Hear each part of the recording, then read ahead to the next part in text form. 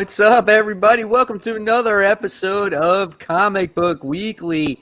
Guys, we got, another awesome show for you. Of course, I am Mike Spider Slayer from the YouTube channel, Comic Book Corner 2.0. And below me, I have the legendary Dark Avenger C86. What's going on, everybody?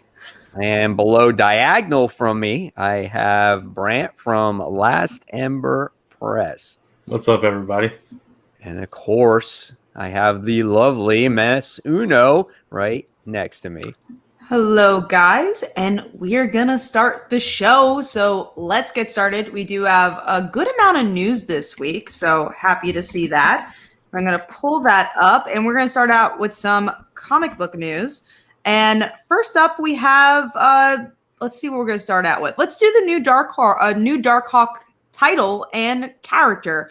And the reason I marked this down, because I really don't know much about Darkhawk, like at all. I've never really read him before, but this is a new character. He plays basketball, which I'm already game for. So I'm going to try it out. I hope it's a good opportunity for more people to discover the character. But for you Darkhawk fans, what do you guys think? Yeah, I mean, obviously, I've talked about it many times. I'm a huge Darkhawk fan.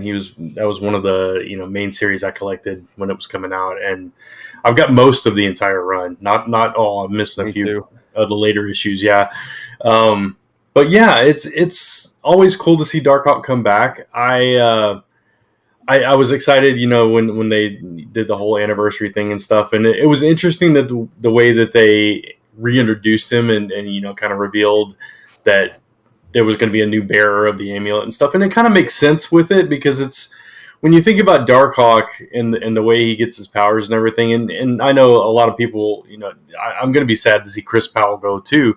But at the same time, it kind of reminds me of Power Rangers in that way, that it's transferable and, you can totally have that character live on forever. Just kind of pass it along. So I think that's kind of cool, and I'm kind of curious to see what they do with a new character with those powers. And they've already shown that it's a brand new suit. So are we going to get some new power sets? Maybe what's he going to do differently with it? I think it's going to be fun. It was funny because I didn't expect the end of that one issue, like to him sacrificing himself, and all of a sudden you're like, holy shit, did this just happen? Like Chris Powell is like dead? Like, holy cow. But it's a great jumping on point for people because there's going to be a lot of people out there, especially, newer generations of readers out there that have no idea who Darkhawk is, what this power is, who Chris Powell is. And just, honestly, he's not a character that you see every day, so you got to really reintroduce the character, probably make him more relevant in today's age also. Yeah, and also, like, what else could you do with Chris Powell? His whole thing was about his family. He had his cop father who he found out was dirty. He was taking care of his brothers and his mom, and there was that whole thing. He had this whole struggle with the mob boss.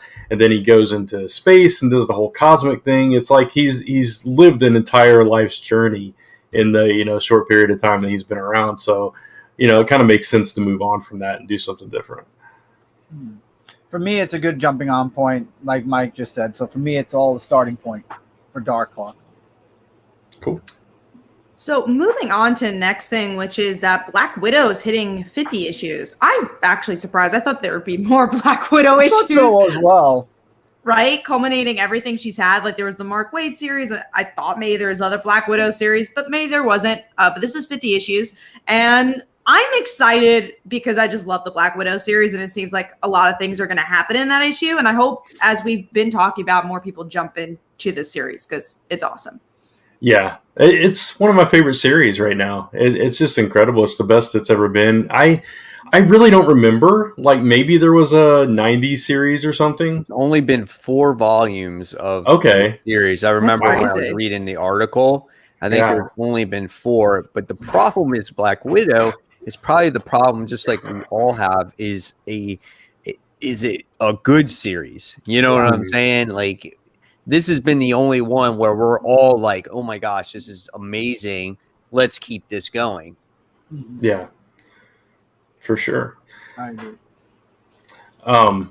not to sidetrack, but Mike Manhattan asked who publishes Darkhawk. It's Marvel. Marvel. He was like big in around the era of New Warriors and Generation X, Sleepwalker, that kind of era of the 90s.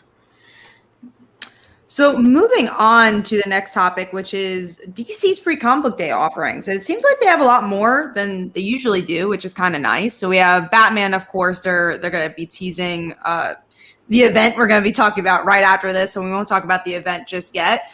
But they also have Suicide Squad because the movie, so they're having a Suicide Squad story. And then, there's one extra. So we also have Teen Titans, Beast Boy Loves Raven sneak peek. So that's like their YA novels. So they've had Raven a series, and then they also had Beast Boy already, so that now they're together.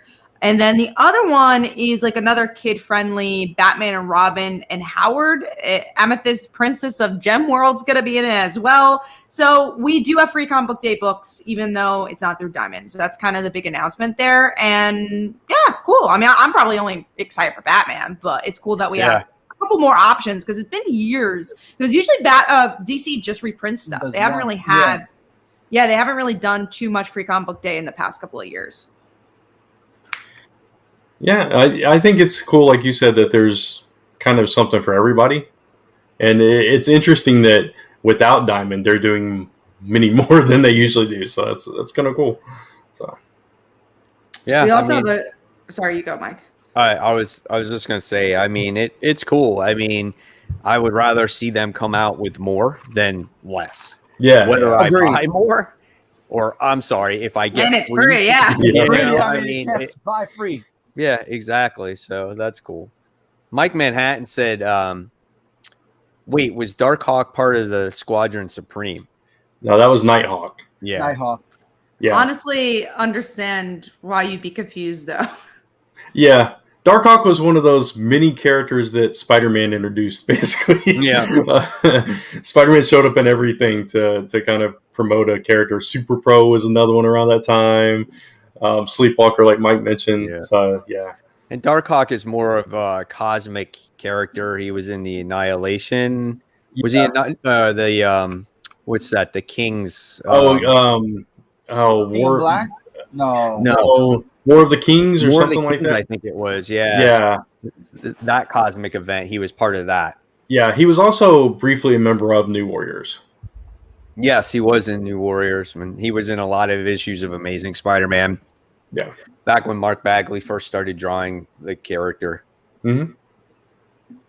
We also have a comment from Serenity about Black Widow. Black Widow has a million series. They're just mostly minis. So maybe you're thinking of the minis as well as the ongoings because she definitely has more than 50 issues. Oh, interesting. That's true. Well, I know they did. I think they're only counting the ongoings. I think when they did the math, because they're saying, well, how did we come up with the legacy of 50? I think it's the main volumes that they're counting. Yeah, so, I'm not sure. Any other thoughts on Free Comic Book Day? Sorry, because I know we pivoted to Black Widow. Yeah. Not really. All right. Well, let's go into the next thing then, which is we already teased Batman, so we'll talk about that. So Batman announces a new event, which is Fear State, just kind of continuing what they've been doing, which is it's the what's his face? Scarecrow.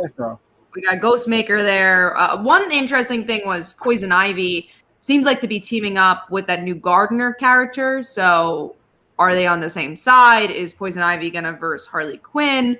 What's up with that? I mean, one thing I'm interested in with this, we actually haven't had a big Batman event in a while. Yeah. Joker War was the last one. We haven't had like a big tie-in event either in a while for DC Comics where you're getting like, oh, you have to pick up Batman and then you have to pick up Batgirl and it all is together. So I'm actually excited. I am as well. It's been a while since we've had a Bat. Like you said, it's been a while. And this is how you do an event right. You take some breaks in between. And they've been setting it up very, very nicely in the comics already, in Batman at least. So this one's taking place in 3 books, right? I think this one was. I believe so. Let's see. Catwoman, Batman, and I forgot. Harley Quinn? I think it's Harley.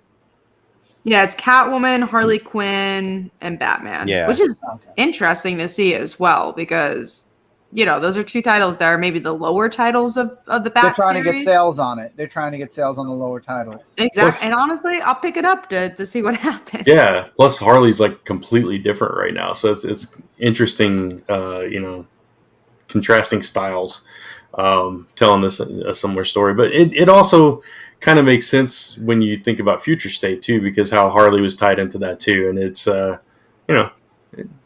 I think I agree though, Chris, that they've set it up really nicely in Batman. It's been kind of a slow burn, but in a good way, not a bad way, but it's been enjoyable. So yeah, it's cool.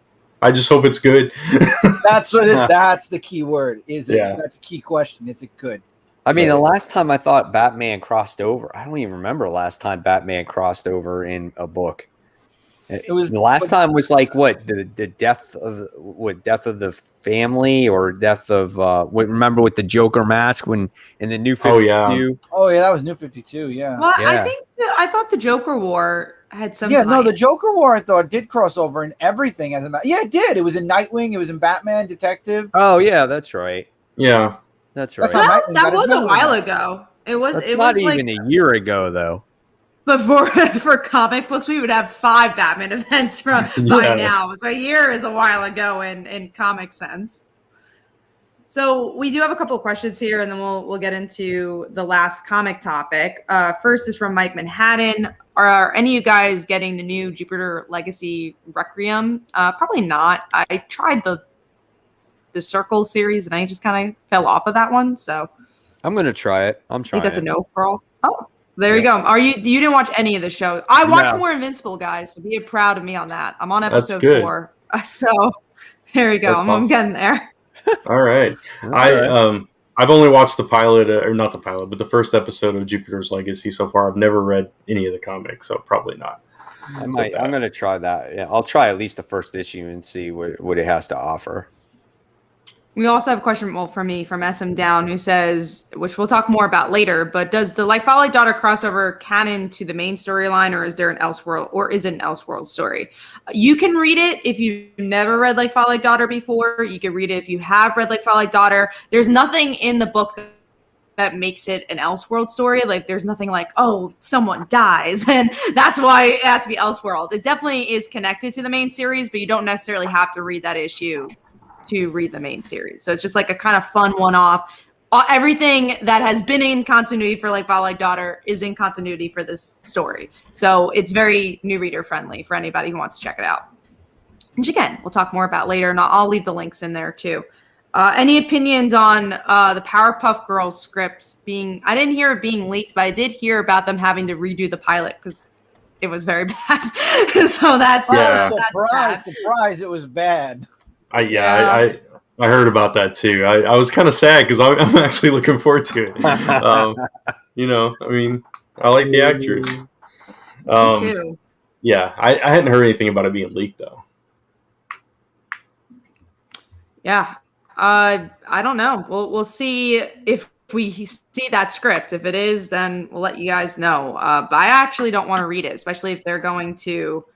We got a lot of comments. Well, first, panels. Yes, we do have our top 5 panels every week. I'm going to be posting that in the chat. You share that on Twitter. It was shared on Twitter already.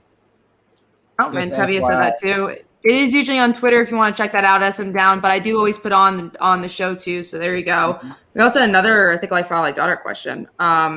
Dan asks, is there a trade for Like Father Like Daughter? I've never read it, but I'm interested in it. Yes, there's a trade available through the Kickstarter. So if you want to catch up on all the issues, you can get the trade and issues 5 through 7. If that's too much for you, get the crossover and then just ask me for an add-on for the trade, and I'll add that on for you as well, and I'll let you know the price for that. Thank you, Dan. Appreciate that. But there is a trade. It collects 1 through 4. All right, let's get into the last comic topic, which is Masked Raider. We were just talking about him a couple of weeks ago. Were we? And we were like, where is this guy? And now he's back. And now he's back, and he's going to be in Defenders. So that's kind of cool. This is written by Al Ewing, so the writer of Immortal Hulk. And Betty's in it. So that's why I'm getting it. Yeah, that's a weird setup. I guess that's their replacement for the Hulk. obviously, because the Hulk was in the original Defenders, and maybe a cross between who else was in there? Wasn't Doctor Strange, I know, was in Doctor there. Strange was always in there, right? Wasn't Doctor Strange always in there? Mm-hmm.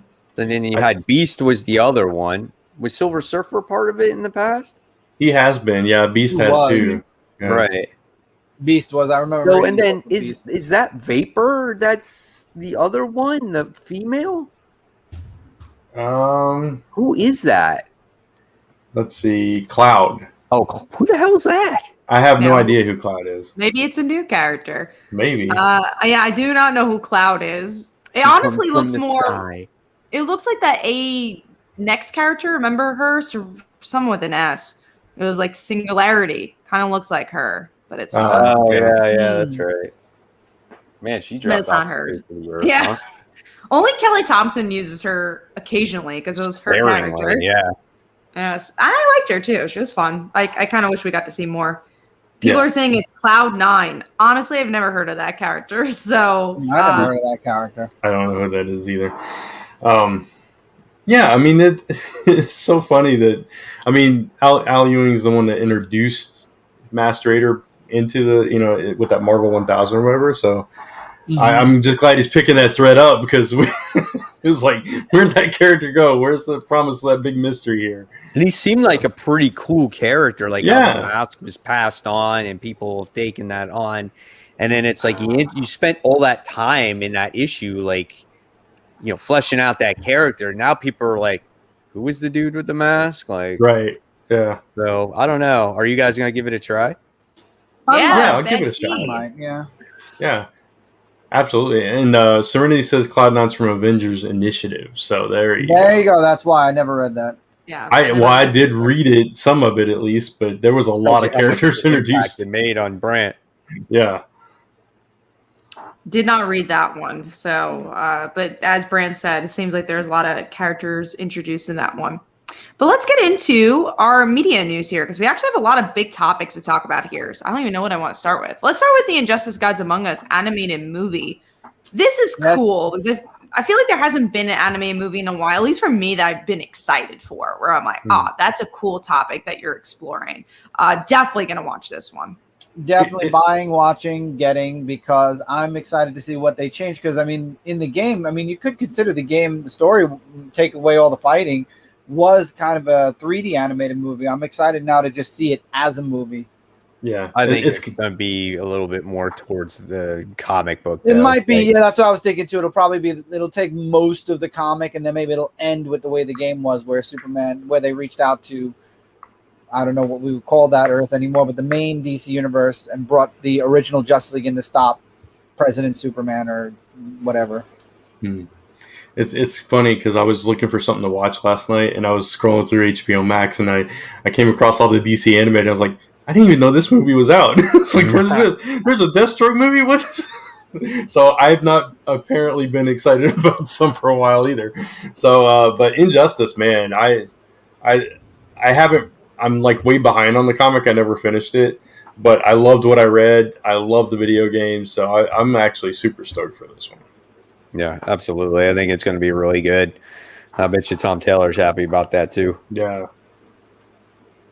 Oh yeah, for sure. Again, excited. Maybe we'll talk about it on here one of these days. Who knows? We'll see when that comes out. Yep. But let's get into the animated shows. We got Batman and Superman. I want to get exactly who's involved with everybody. So Batman is definitely leaning more towards noir style. It's going to be Abrams, Matt Reeves, and Bruce Timm is going to be involved. And then Superman is who's involved in that. It's the boys, Jack Quaid, who's going to be starring in the series.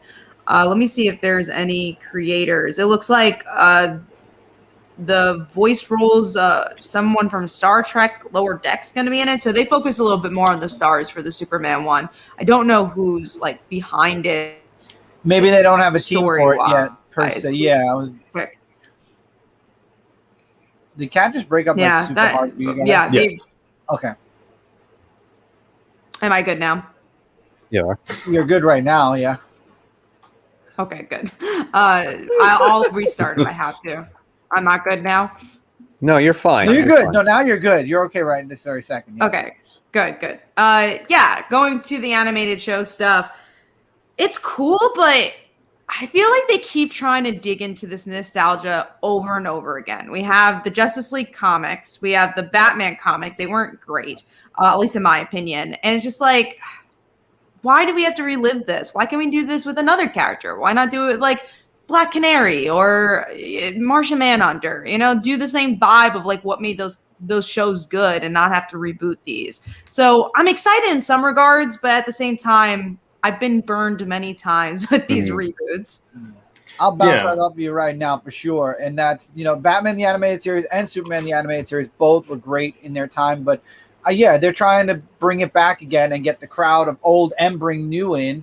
The noir feel for Batman, I don't know. I saw the picture for it. As far as Superman goes, I always like trying new Superman out. But I mean, the comics were my guilty pleasure when it came to Superman, Batman, and Justice League, the WB comics. I collected the full run of Justice League, but it's again, they're just trying to continue with the I'm surprised they're not doing a Justice League one. Maybe they will if Superman and Batman do well, but yeah, I'm just hoping they're good. I mean, how many Batman series have we had? Well, oh my God! I mean, come on. Every year is a new Batman. Brave and Bold. We have Batman. The Batman. Yeah, Batman. Yeah, we don't need that.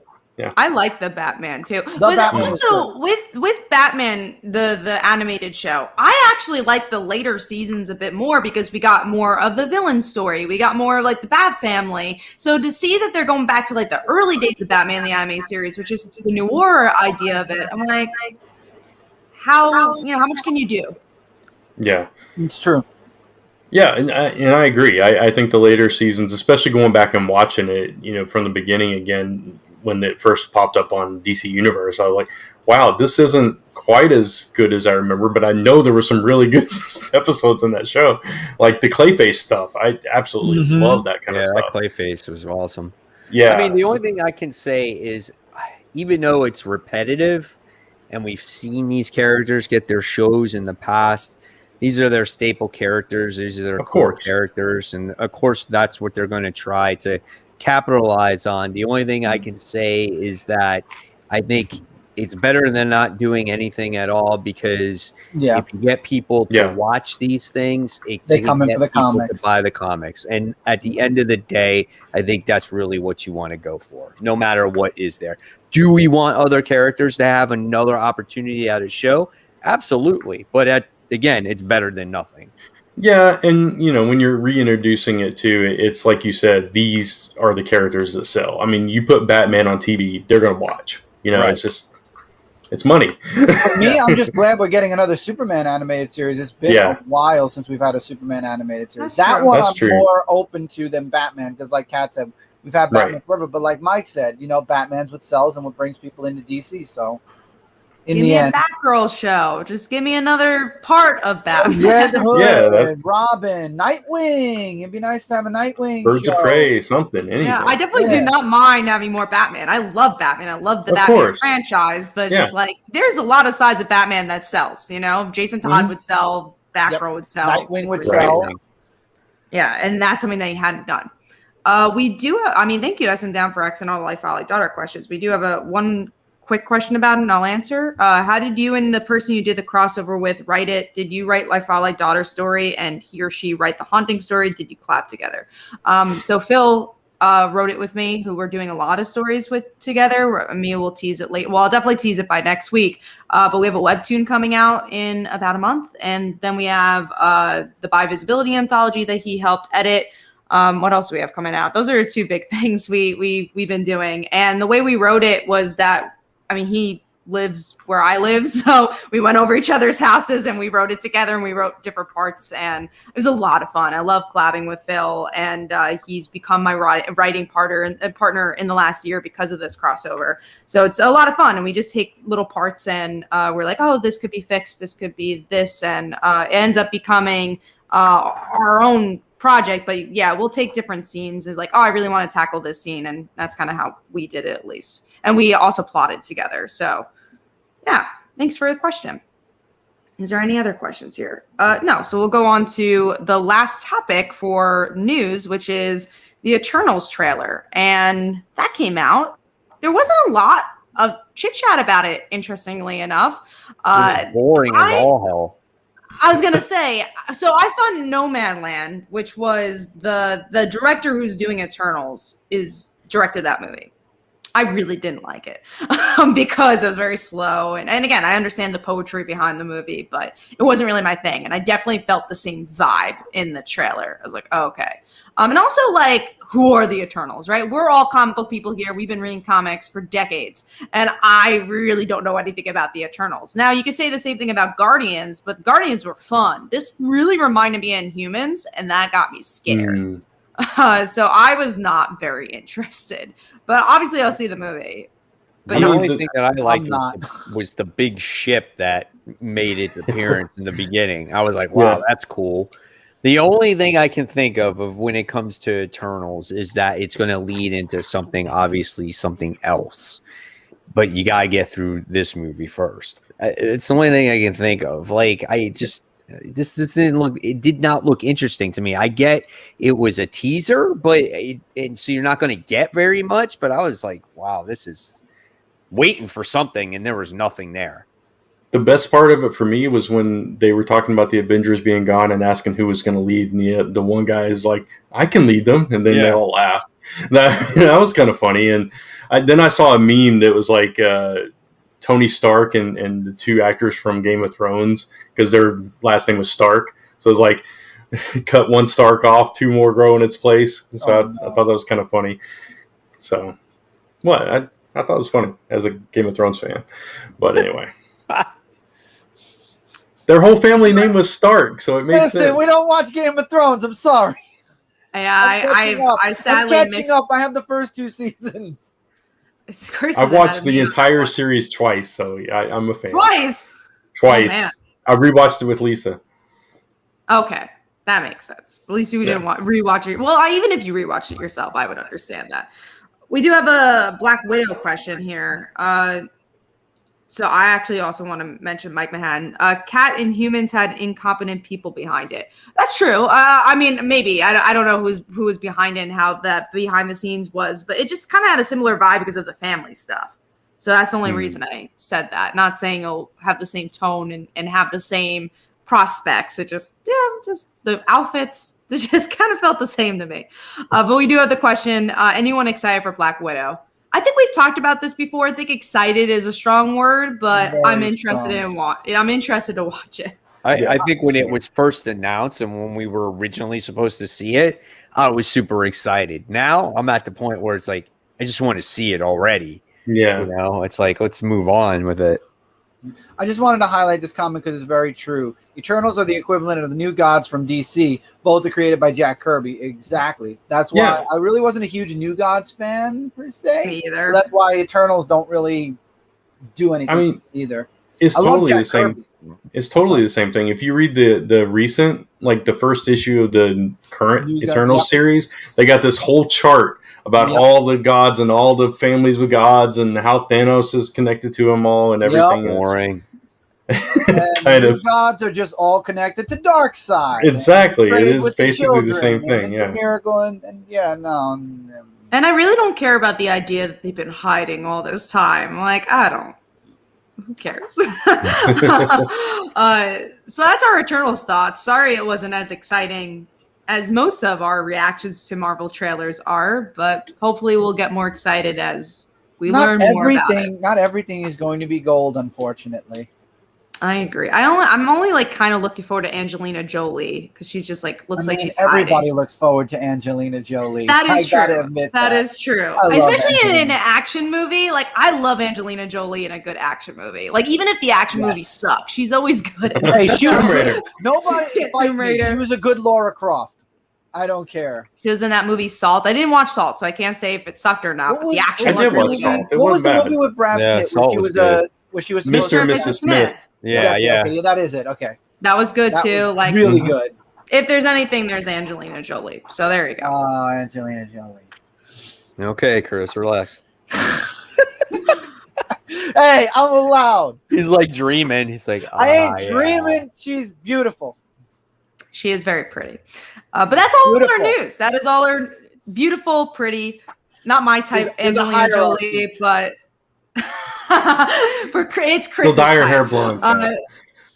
Then Then Kat's gonna we're put her gonna in that have some beautiful talking. jacket. And we're gonna talk about Angelina Jolie. She has slightly blonde hair in this one, not exactly blonde, but she's getting close. She's like, I want Kat to like me. But we actually have a lot to talk about towards the middle of the show. So we are gonna give our shout out first, I think. And then we'll turn it to Mike, and then we'll turn it to Kickstarters, and then we'll turn it to our topic of the show. Sounds good. All right, so yeah, this week our shout out is actually watching the show because I saw his name pop up on the bottom of the screen. David Berg, you are shouted out. Thank you for supporting the Kickstarter. And there he is. Yeah, there you go. I ain't daydreaming, David. Don't do this when we're doing your shout out. But yeah, so thank you again for supporting the show and watching and participating in the comments and everything. So we appreciate you. There you go.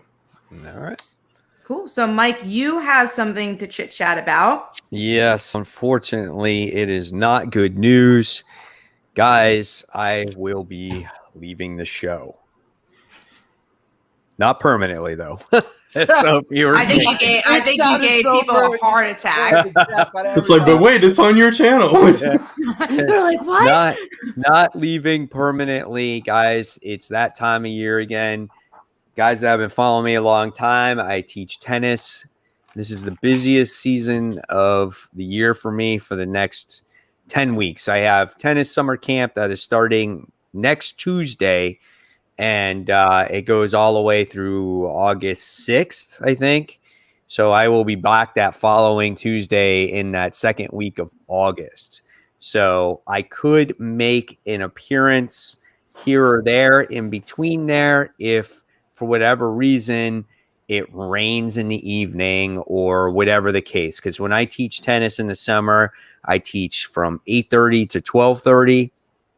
And then I got to leave again and teach from 3:30 to 8 o'clock at night. And then I don't get home till 8:30 at night. So, and for me to do a show that night in a hot garage, being out in the heat all that time, it's a lot. So unfortunately, these guys, I won't be here, but these guys will do a great job in my absence. They'll hold down the fort, and I will make my return. Okay. So that is my news. And also with the content on my channel, might be a little bit inconsistent as well with the busy schedule of work also.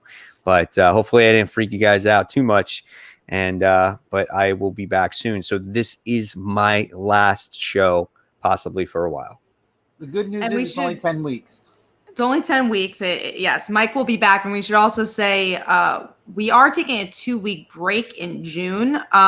Brant, do you remember the days for that? If not, we'll announce it next week. But because Mike wasn't going to be available, and then I think, honestly, all of us weren't going to be available those 2 weeks, we decided we'll take like a 2-week hiatus and then be back.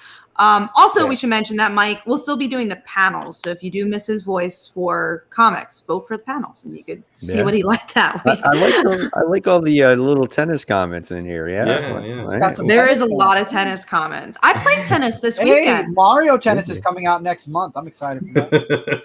And Chris played digital tennis. I played digital tennis, damn it. I've never played tennis. I play ping pong. That's close. I play real tennis. I'm screwed. Forget it. Table tennis. I played tennis for a little while as a kid, so I'm not great, but I'm good enough to play with other amateurs and play a game. I did play VR tennis in VR chat. Oh so technically, step up. I remember playing Wii tennis on the Wii.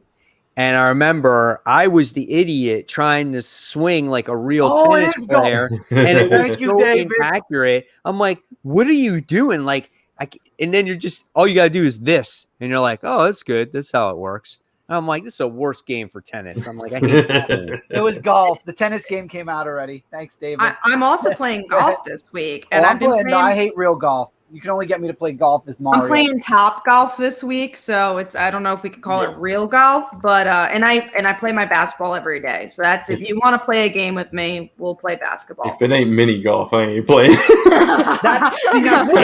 Mini golf, I'll do. I'll do mini golf. Anything. I go to no. I don't know if any of you guys have, but I go to a place called Top Golf. Have you guys? Yeah, I just said, I'm going there that Thursday. Yeah. Top Golf. Yeah. Mm-hmm. I that's about all I'll do. And when it comes, what is Top Golf? It's bowling with golf. It's exactly what it is. It's like it's just like bowling. You have bays, right? I love the freaking golf balls come out of a little machine. And it's like a 3-tier driving range. So you can be on the first floor, the second floor, or the third floor, and you just hit the ball as far as you can, and you try to get it in these targets. I know. Okay, that's a little better. And you score points better, based off of it. It is real golf. It is real golf. It is. It's pretty much a driving range, but like they try to make it like fun and make it a game. Yeah, so it is.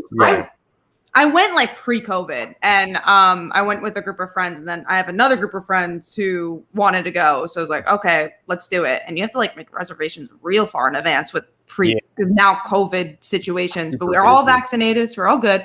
But yeah, so we're gonna do that Thursday. I do like sports. And they serve food, so you can eat food there, and their food is good. It ain't food like the bowling alley. It's real good food. Yeah, I'd agree with that. Do you have a couple? Oh, we're gonna say, Brent. I was just gonna say when I haven't played sports in a while, but when I do, I'm more. Yeah, it's more like basketball and football and that kind of thing. More active and stuff. Basketball was always my go-to, like because we have mine too. Backyard, so I always had like a basketball hoop. And now that Tommy's getting old, I want to get another basketball hoop. But that was always get the ball, go in the back, shoot some hoops. That was my recreation sport right there. Is basketball. We have a couple of questions here. Well, a couple of comments. We have a lot of sports comments. I know we're a comic show, but we do. Willie says to me, "You like blondes, don't you, Kat?" Oh, what gave it away? Everybody's got to dye their hair blonde or get blonde streaks. Remember the 90s when blonde streaks were popular? Who had blonde streaks in the 90s because it was popular? Not me. I was too chicken. You were chicken? I thought really? Yep. Why? I don't know. I always wanted to try it. But, infatuation of getting my hair with streaks. I never did. Out of all of us, if you didn't do it, Mike, I knew none of us would have done it. What is it called? It's called something. It's not just streaks. It's like like a specific. I have no clue. Tips. Justin Timberlake tips. Popular or whatever. Here we go. Yeah. We're going into the hairstyle portion. We have to go into the hairstyle. We got to. So I don't know. I always liked blondes too. I was always a blonde person. One of these girls I first had a crush on was a blonde, and I was just like, I was a blonde person ever since. I was always brunette. I dated both. Brunettes are second. Blue hair is nice. I think as I've gotten older, I like the punk dyed hairstyle. I like blue hair. Yeah, I'm not a punk. Blue hair knocks me out. That's it. I think wearing blue. As I've gotten older, I mean, I've liked brunettes as well too. I think that's what it's called. That's what it's called. Frosted tips. Yeah, that's what I was looking for. There was a specific word. Yes, brunettes, for sure. I do like brunettes and blondes. Blondes will always be number one. Girl next door, just in general, is very nice. Very nice type. But anyway, had that experience of the girl next door. But. Well, it's you don't actually have to have a girl next door. I want a girl next door. Damn it! It's not an actual girl next door. Oh my goodness. Spider-Man. It's not like in the movies. It's not Mary Jane here. I know. And she was red. Wrong color. Blue. It just means someone who's approachable. It's an approachable girl. Down to earth. Someone that lives next door. Easy to talk to. All that. You guys were talking about Angelina Jolie. The actress that I like, that I always find infatuated with is Emma Stone. There's something about her that I've always liked about her. I don't know what it is. Quirky. She's quirky, but she's got this, I don't know, she's got this look about her. Doesn't matter if she's blonde, brunette, redhead, whatever she plays in every movie. In a lot of movies she played, like when she played in Zombieland, I thought she was freaking badass in that movie. Oh, yeah. So cool. Avril Lavigne will always be mine. You really do like the punks. You really do like I do. I don't know why. This is a good question. I'm going to give it to everybody. I know Tevye said it just for me, but out of all Spider-Man's love interests, this Gwen is hard. Stacy, number one. Oh yeah, See, sorry. This is so hard because as a bisexual, I want to say Peter Parker. But as like, if I didn't know Gwen Stacy, like if I didn't know anything about Gwen Stacy and I just saw her, I'd be like, that's my type, Gwen Stacy right there. Especially like Spider-Gwen in particular. But then like personality-wise, Mary Jane for sure. Like Mary Jane. So I would say like Peter Parker for looks and then also Gwen Stacy for looks, but Mary Jane's personality for sure. Black Cat for me. Look, Black Cat. personality doesn't, so you'd end up with Gwen then. That's Personality Black does Cat not is the grow one old.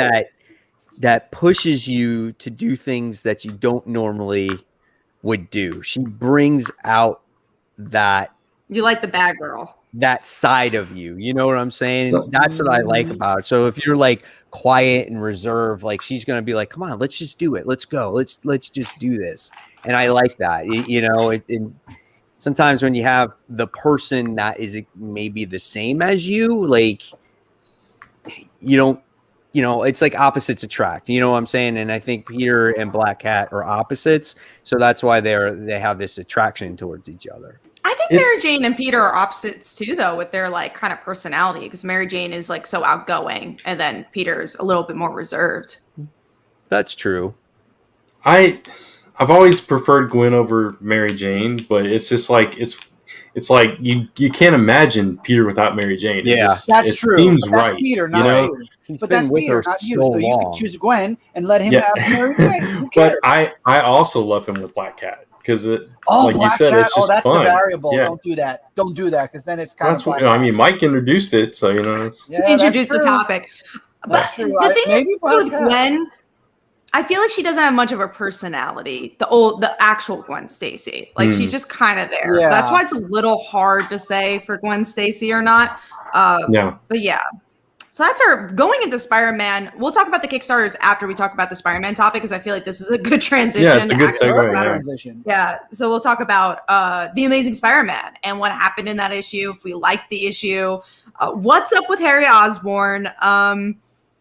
That's the Everything question was of squeezed time. into those last two pages. Okay, Yeah. so is that what you guys were getting out of that? Was that Harry Osborn on that last page? You know, at first I thought it was Norman, and then when I went back after you guys said that, and I went back and looked, I was like, no, that does look more like Harry than it does Norman Who in even that knows issue. what the art? Who knows what yeah. the art in this book? But the thing is he's wearing different clothes there. Yeah, and Norman didn't have the traditional rose in his hair in this issue, so that kind of pointed to Harry as well. I think it's a different version of Harry, if I read that correctly. I think, and honestly, a lot of people have been predicting this, so it's not even that like a far of a fetch that it's just like, oh, this is like One More Day Harry, and he's been hidden. This is another version of Harry. I think that's what's going on, or maybe he has two personalities, but it's obviously a different Harry, and that's the point I guess the book was trying to prove. And that's, I guess we could go into the issue a little bit too. I think that's the thing I didn't really love about this issue is like, okay, what happened in the end? Why is Betty pregnant? And then like the rest of the issue is just kind of bland until we got to that point. Yeah, and I'm trying to remember like What who happened? Betty. Why? No. Why? Who was Betty with? It's She like just was there by Flash. herself. She was with Flash last though, and then they Okay. got divorced. So that's okay. Flash's child. I couldn't remember if it was Flash or if it was like the Ned Leeds clone or who it was. It's Flash's baby though, because I mean, he's Flash dead. has been dead for a while. Yeah. So I don't Yeah. think it's Flash's kid. Well, He's and not dead. He might not be dead. Well, and then I was trying to but remember. he just came back. I was trying to remember. Did Peter hook up with Betty? I was like, that would throw everything off. That would But, be too much drama. Yeah, it would be a lot. Yeah. So yeah, that was interesting. But then like the Harry thing, it kind of gave me hope that Kindred wasn't actually Harry, and we'd all be like feel better about that because I think it's somebody pretending to be Harry. I hope it's not Chameleon. If it's Chameleon, I'm done. That's done what I was Chameleon. thinking of, though. I was thinking that Chameleon is Kindred, and he's trying to get revenge for Craven's death. What? We do have a super chat. Thank you so much. Thank you Thanks, so much. Bam. Who wants to read it? MJ loves both Peter and Spider-Man. Felicia loves Spider-Man at first and then grows the friendship with Peter. Gwen loved Peter but hated Spider-Man. So Mary Jane is technically the best option because she loved Peter for everything. I love That does that. make sense. I love that the topic of do we like blondes got us $5 in chat. Yeah, that's awesome. Next week we're talking redheads. Yes, Next week we're Adam gonna and go to Mary Red Jane. Sonja. We'll Red talk Sonja. about hair we'll all get some day. Vampirella. Why not? Would you But date a thank you. vampire or a werewolf? Yeah, thank you so much, man, for the super chat. We Yeah, appreciate thank it. you. Yeah. Yes, But thank you going so back, much. I mean, that was my theory that I was thinking that maybe, Kindred is actually the chameleon who somehow got powers because he's getting back because of the most recent Craven's death for some reason. You know what I'm saying? I don't know. I mean, it's tying in. You got Chameleon Conspiracy coming up. Yeah. So how does that all tie in together somehow? So I'm not sure, man. It's a possibility. I mean, anything's a possibility, right? Yeah. Everything at this point is a possibility. You've even got what's his name back in the Mephisto back in the comic. I mean, come on. So the big question also is, did you guys like this issue? Because Brant missed it. Me and Mike actually liked the last issue of Amazing Spider-Man. I listened to the show though. I did hear that whole discussion, and it's like Brent probably hated it. Then it's like, no, I actually really liked last issue, so I would have agreed with you guys. But, did you like this issue? I think last issue was better. I thought this one was okay. It had some nice twists, but I actually didn't like the art in this issue, surprisingly, with who illustrated it. But yeah. It went back to the thing that I don't like about the book is just that it's like, okay, here's 2 seconds of this character. Overdrive. Yeah, it was a lot. It crammed in a lot. Yeah. Yeah. I mean, I didn't mind it. I liked it because I was kind of thrown. But I don't like when, like Brant said, when you can't tell the difference between two characters. Yeah. And I literally said that, and I did an episode of After the Poll, and I talked about Spider-Man, and I'm like, is that Harry or is that Norman? I'm like, I'm not sure. And I still, to this moment, can't really tell. But the only thing that really, distinguishes that is that the clothes are different. Right. And if it was Norman, maybe you would see him beat up because he just got the right, piss exactly. out of him. Right. No, I think it's Harry, and I think that whoever's playing Harry is Kindred's playing Harry, basically. Yeah, I mean, there were elements of it I liked. I liked the stuff with Robbie and Tombstone, how they kind of were up front with each other. Is like, but aren't you tired about this already? But that closed it out. That closed it out. So it was fine. It was like, I'm still going to put you in jail if I can, but it's like for the kids, we'll bury the hatchet for now. But yeah, I thought that was fine. It was all fine. I guess that was the point of it. It was top 5 material for anybody. It was kind of. I think it was a little bit of an in between type of issue before this. Clone Conspiracy comes out. Clone Conspiracy, Chameleon Conspiracy, that's Miles. Wrong place. and then Sinister, the Sinister, or what is it called? The Savage War. Sinister War. Sinister War between the Savage Six and the Sinister Six. I think it's, all that's getting ready to come out. So you're gonna miss our conversation for Sinister War. I think you're just missing it, right? So broken up about it. Should be excited. Maybe it might rain that day, and I might be able. No, I'm excited actually for that event. Like, I think that's cool. Like, I love the Sinister Six, and I love any team that tries to copy them or whatnot. Because, again, like people that have been watching my channel a long time. Like, my first major story arc that I ever got into was the return of the Sinister Six that Eric Larson drew. And I think, was it Michelini that wrote it at the time? I don't know if that wrote that story. But that was the first story I ever read. And I right away, got attached to the Sinister Six. So I'm really looking forward to that story arc. So before we get into Under the Radar, we're going to announce about the Kickstarters. We're going to talk about that. So I'll go really quickly. I know I've kind of chit-chatted about it a little bit already, but I'm going to screen share.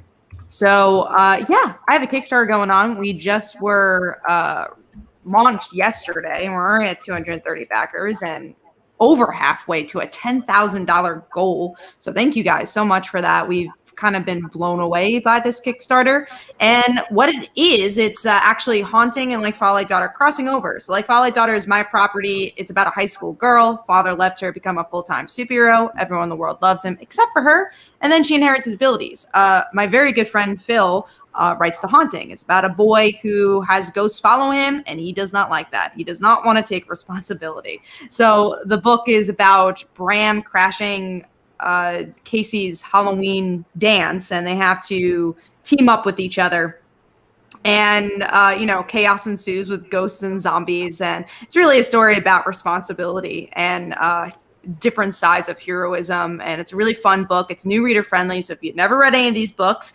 you could just jump on and read this in particular. This is an interior artwork right here. And if you want to catch up, we also have digital catch-ups for all the series. We have printed catch-ups for the whole series. We have trading cards. I actually want to scroll down a little bit to get to the trading cards. Are pretty cool. Right? And we have hollows of cool. that. So those are your trading cards. So let me see. Brant knows the page better than me probably. So we have the bottom row are all hollows. So it's a 1 out of 6 pull rate for those. And then the top 3 are regular cards. So the more cards you get, the better opportunity that you'll get all the hollows. So we have add-ons, as many trading cards as you want. And we also have a tier of just getting the comic and trading cards. So hopefully you guys could go support. We're really, really proud of this book, and super excited to share it with you guys.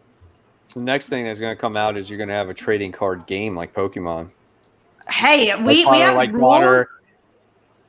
We have rules on the trading card, so we could kind of make it a game if we wanted to. Yeah, hilarious. Totally, that would be interesting. It'd definitely be fun. So congratulations on that halfway point. Yeah, it's amazing. Fantastic. Thank you. We're doing even better than the Dancer so far, and the Dancer had over 500 backers. So we're really hoping. I don't want to put it out in the air, but we're hoping for 600 backers. That's kind of our goal. So if you guys can help us get there, that would blow our minds. And we're actually on track to get there, and also on track to $10,000. That's freaking crazy. So thank you guys. And I'll also share the link. But also, Brant, you have 2 Kickstarters as well if you want to quickly share. Yeah. So first up, we got Pneumatic Cases, issues 1 through 4 now. It started out as 1 through 3, but we ended up unlocking issue 4. So the entire 4-issue miniseries in this Kickstarter. And this is about Lord and Lady Ravenscroft. They are inventors, married couple, and occasionally they help solve murders. And this whole series is about a murder mystery that starts in London, takes them all across Europe, battling reanimated men, werewolves, and dealing with Queen Victoria here, and all kinds of stuff. I just want to show off this Federico Sabatini gorgeous cover. That cover. And it's so good. Pointing it out, she's a blonde. She is a blonde. She's a redhead. She's a redhead. Yeah, she looks more blonde in that picture. Yeah, but she did look blonde in that picture. And this this print was points deducted if she's not a blonde. I'm so sorry. Yeah. I don't make the rules. This print was colored by Ryan Kroboth, a friend of ours. So it's another lot of talented artists working on this book. Kaylin Smith did this cover. This is a variant for issue 3. So we funded really early on in the campaign. We unlocked all our stretch goals, and now we are in the home stretch with 5 days to go. Here's some of the interior art for issue 3. Issue this 4 is also your biggest campaigin, right? How many backers do you need to be your biggest? About I think 314 was what Ember had, so over 314, and we look if I can talk, looks like we will get there. And definitely the biggest. It's over $2,000 more than $2,000 more than our highest to date so far, and it looks on track where it could actually. I don't want to put it out there either, but 10,000 isn't that far away. I'm just going to say. So who knows what will happen? I will say those last 2 days always Yeah, so I think 10K is very reasonable putting in the air. Yeah, so it's just amazing, and like you and Phil, we're kind of blown away with how well this is done. Putting all the cards on the table. I meant to launch this for I meant to launch this for 15 days, and I got the month wrong, so it ended up for 45 days. And so we made the best of it and added another issue to it. Blessing in disguise. There you go. Yeah, absolutely. And then my wife is actually running this one. This is Legendary Lands, Wonderland, and Neverland, 2 jigsaw puzzles. Our first jigsaw puzzle campaign, both illustrated by Laurent Rice. And our goal is 4,000, so we're almost there. We still got 2 weeks to go on that one. These have turned out really fantastically. We have a physical copy of the Wonderland one, which just looks amazing. And these are 1,000-piece puzzles. There's Lisa holding one of them up. So that looks really cool. So if you guys want to check either one of these out, lastnumberpress.com/PC3 for pneumatic cases and torchnightgames.com/Wonderland for this one. And I'll drop the links in the chat as well. So those are all the Kickstarters, and we are going to pass it on to Chris for Under the Radar. Under the Radar. This is the part of the show where we talk about books that might have flown under your radar. And I never do this for Under the Radar, and I have to start because the spoilers actually start right now, right here. So, spoiler alert, if you didn't read it actually started way back when we talked about Spider-Man. Yeah, that's true. That was more news. But now we're in the comic section, so now it's like the spoiler alert. For anything beyond Spider-Man, anything beyond this part is spoiler central. And I'm going to start this week with Cat. Was it a blonde book? It was not this week a blonde book. I thought sadly. it was. I was like, oh, I got it. Yeah, no, my girl Carolina Dean was not in this issue of Runaways, but Runaways is my Under the Radar. This was a Gert-centric issue, and we learn a bit about future Gert. Well, I guess future Gert. I don't really know what to call her, but I'm going to call her future Gert, and how her and Chase got together. And it seems like a lot has happened in the future. Looks like people might have died. People have not, issue 100's definitely been telling us that things are going to happen with this book. It looks like maybe something's going to happen in Victor, which is interesting. But the thing that really made me enjoy this issue a lot was between Gert and Victor, where we get to see the way they, see each other, the way they love each other, but also how they see their supervillainy in a way, because Victor's like, I was built to be a supervillain, like literally, because I'm a robot. And Gert's like, yeah, but my parents were a villain too. So like, I also was built to be a supervillain. So there's a lot of interesting conversation between the two that was needed and really organic. And I love scenes like that. So it was a needed issue, a point A to point B issue. My gay children, Carolina and Nico, were not there, so that was sad. Not number one this week, boys. Boys, it might not be number one this week. Be warned. We'll have to see. We'll have to see where that takes us. But yeah, they weren't there. They weren't there. That's all I'll say. Mike ain't giving up on that guess if it's number one. I enjoyed the issue though. The stuff with both Victor and Gert and Chase and other Gert were really good, and I love how it started off with Chase in the grocery store, kind of flirting with the clerk there, and like, my situation changed. I can go out with you now. And then he walks home and there's Gert. It's like, oh, well, hi Gert. Yeah, never mind. Store clerk girl. I don't remember what your name is, but yeah, it was good. And that last page where they see each other, it's like, oh crap. Yeah, so fun issue. Yeah, lots definitely happening there. Mm-hmm. Yeah, definitely. What was yours this week, Brent? Mine was I believe it was Stray Dogs, number 4. Oh man, things just picked up with this issue, man. Oh. They discovered what was happening to the dogs when they went for punishment, and it was not pretty. It was not pretty at all. So all the dogs are now aware, and even the one that was doubting remembered what happened to him, and he found something even worse than the panel I shared. So it was dark. Talk about Disney going dark. That's how you describe this book, right, Mike? It's just crazy. It shows too, like, how long this guy has been doing it. Yeah, because I think Earl is the dog, right? And he's like the original dog that owner had. That's what you at least thought when you were reading that. That was his dog to start with, and then all these other dogs were the ones that that he most recently took in from the women that he killed. And then you found out that he's just the last one of those original dogs. Like, he's the original. Oh my God, it was crazy. It's absolutely crazy. So you find out that not only does he do whatever he does to these women, he specifically targets these women so he can take the dogs. So he eventually kills the dogs too and uses them as trophies. Yeah, he's got their heads planted on a wall. And I can't read this book anymore. Nope. Yeah, and he's pelting them too, so they're like hanging from the ceiling. I cannot read this book anymore now. It's dark, man, but it's so good. I can't read that. Good. Nope, I cannot. There's only one more issue.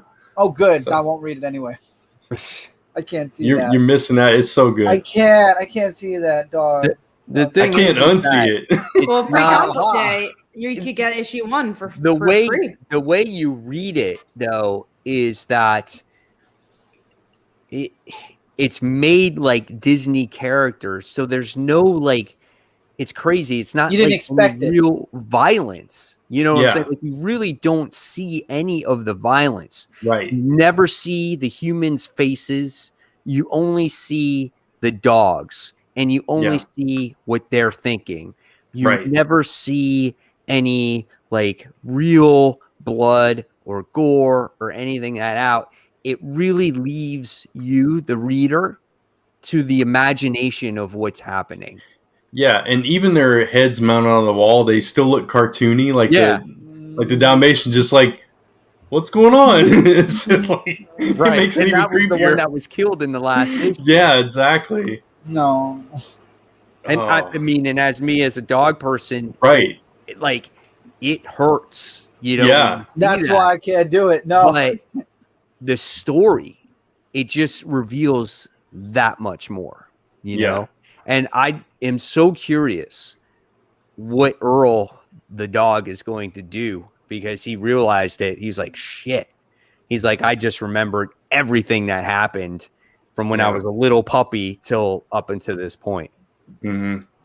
So it was insane. It was a really good book. Yeah. Really good story. So flippin' original. It's amazing. So Mike, what was your under the radar?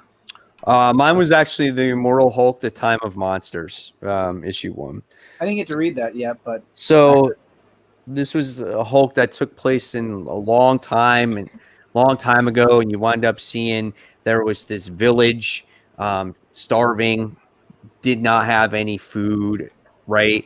And there was this green thing in the middle of the village, and the father or whatever sacrificed one of his sons, pushed him into the pit, and says, you need to go to the green door, you need to go to the green eye, or the mother, or whatever it was, and sacrifice yourself, and it'll bring us food from the heavens and all this other nonsense. You see the kid get pushed in, he transforms into, like, you think he dies or whatever. They didn't realize that the kid that was pushed in there becomes a hulking monster. But they wind up destroying and killing the monster, right? They fed on him because that was the food that was offered to them. And being that this is an immortal Hulk from the past, after all these people ate him, they all bursted out of the hunter's body, and then the Hulk reformed again and left the village. That was crazy, man. It was totally insane. I loved it. So good. So good. I did read this one, and I did not love it as much. But, I figured it would not be Cat's wheelhouse for sure. Exactly. Wasn't my cup of tea. Wasn't bad. Just, I was just a little bored, honestly. I was just like, right. Where's Bruce? Yeah, exactly. I also don't really, as you guys know, I don't really like non-modern stories. I know that's horrible for me to say, but like depending, like, okay, maybe 70s or 80s, that's kind of fun. But like BC, no thanks. Right. 1600s, see you later. I love the way this Hulk looked. So I like that part of it and whatnot. And the art was really cool. So it was cool to see this old school, super duper old school version of the Hulk. And you just realize that this green door has been in existence for a lot longer than we have thought of. The art was really interesting. It kind of had this Right. chalky feel to it. Yeah, absolutely. And my book this week goes to Star Wars Bounty Hunters, issue number 13? 12. 12. I thought so. Issue number 12. I like how I guess did I miss the issue where Valance and Han Solo collided with each other, or is that just mentioned in this issue at the end? I think it's just mentioned. It's I just haven't mentioned. kept up with the series, but Yeah, I I haven't know it's kept up with mentioned. This is not taking place in present. It's a like a flashback to when there was the bounty first put on Han Solo's head, and Valance is there, and he's trying to take the bounty, and then he finds out it's Han Solo, and then he's fighting the person he's working with who wants to kill Han Solo. And in the end, there's a misunderstanding, and he thinks that Valance is the one trying to kill him. And he runs off, and there was like this big altercation at the end, and it kind of ends with Valance going, "Damn, I'm trying to help you," and they had taken off already. I like the artwork. I like the story in this. It's a nice setup. It's a flashback, which throws off the rest of. No, it was only half flashback. Part of it was taking place in the present. Yeah, the very beginning was taking place in the present, I believe, right? It jumped back and forth. It did, but at the end was the flashback. I know that.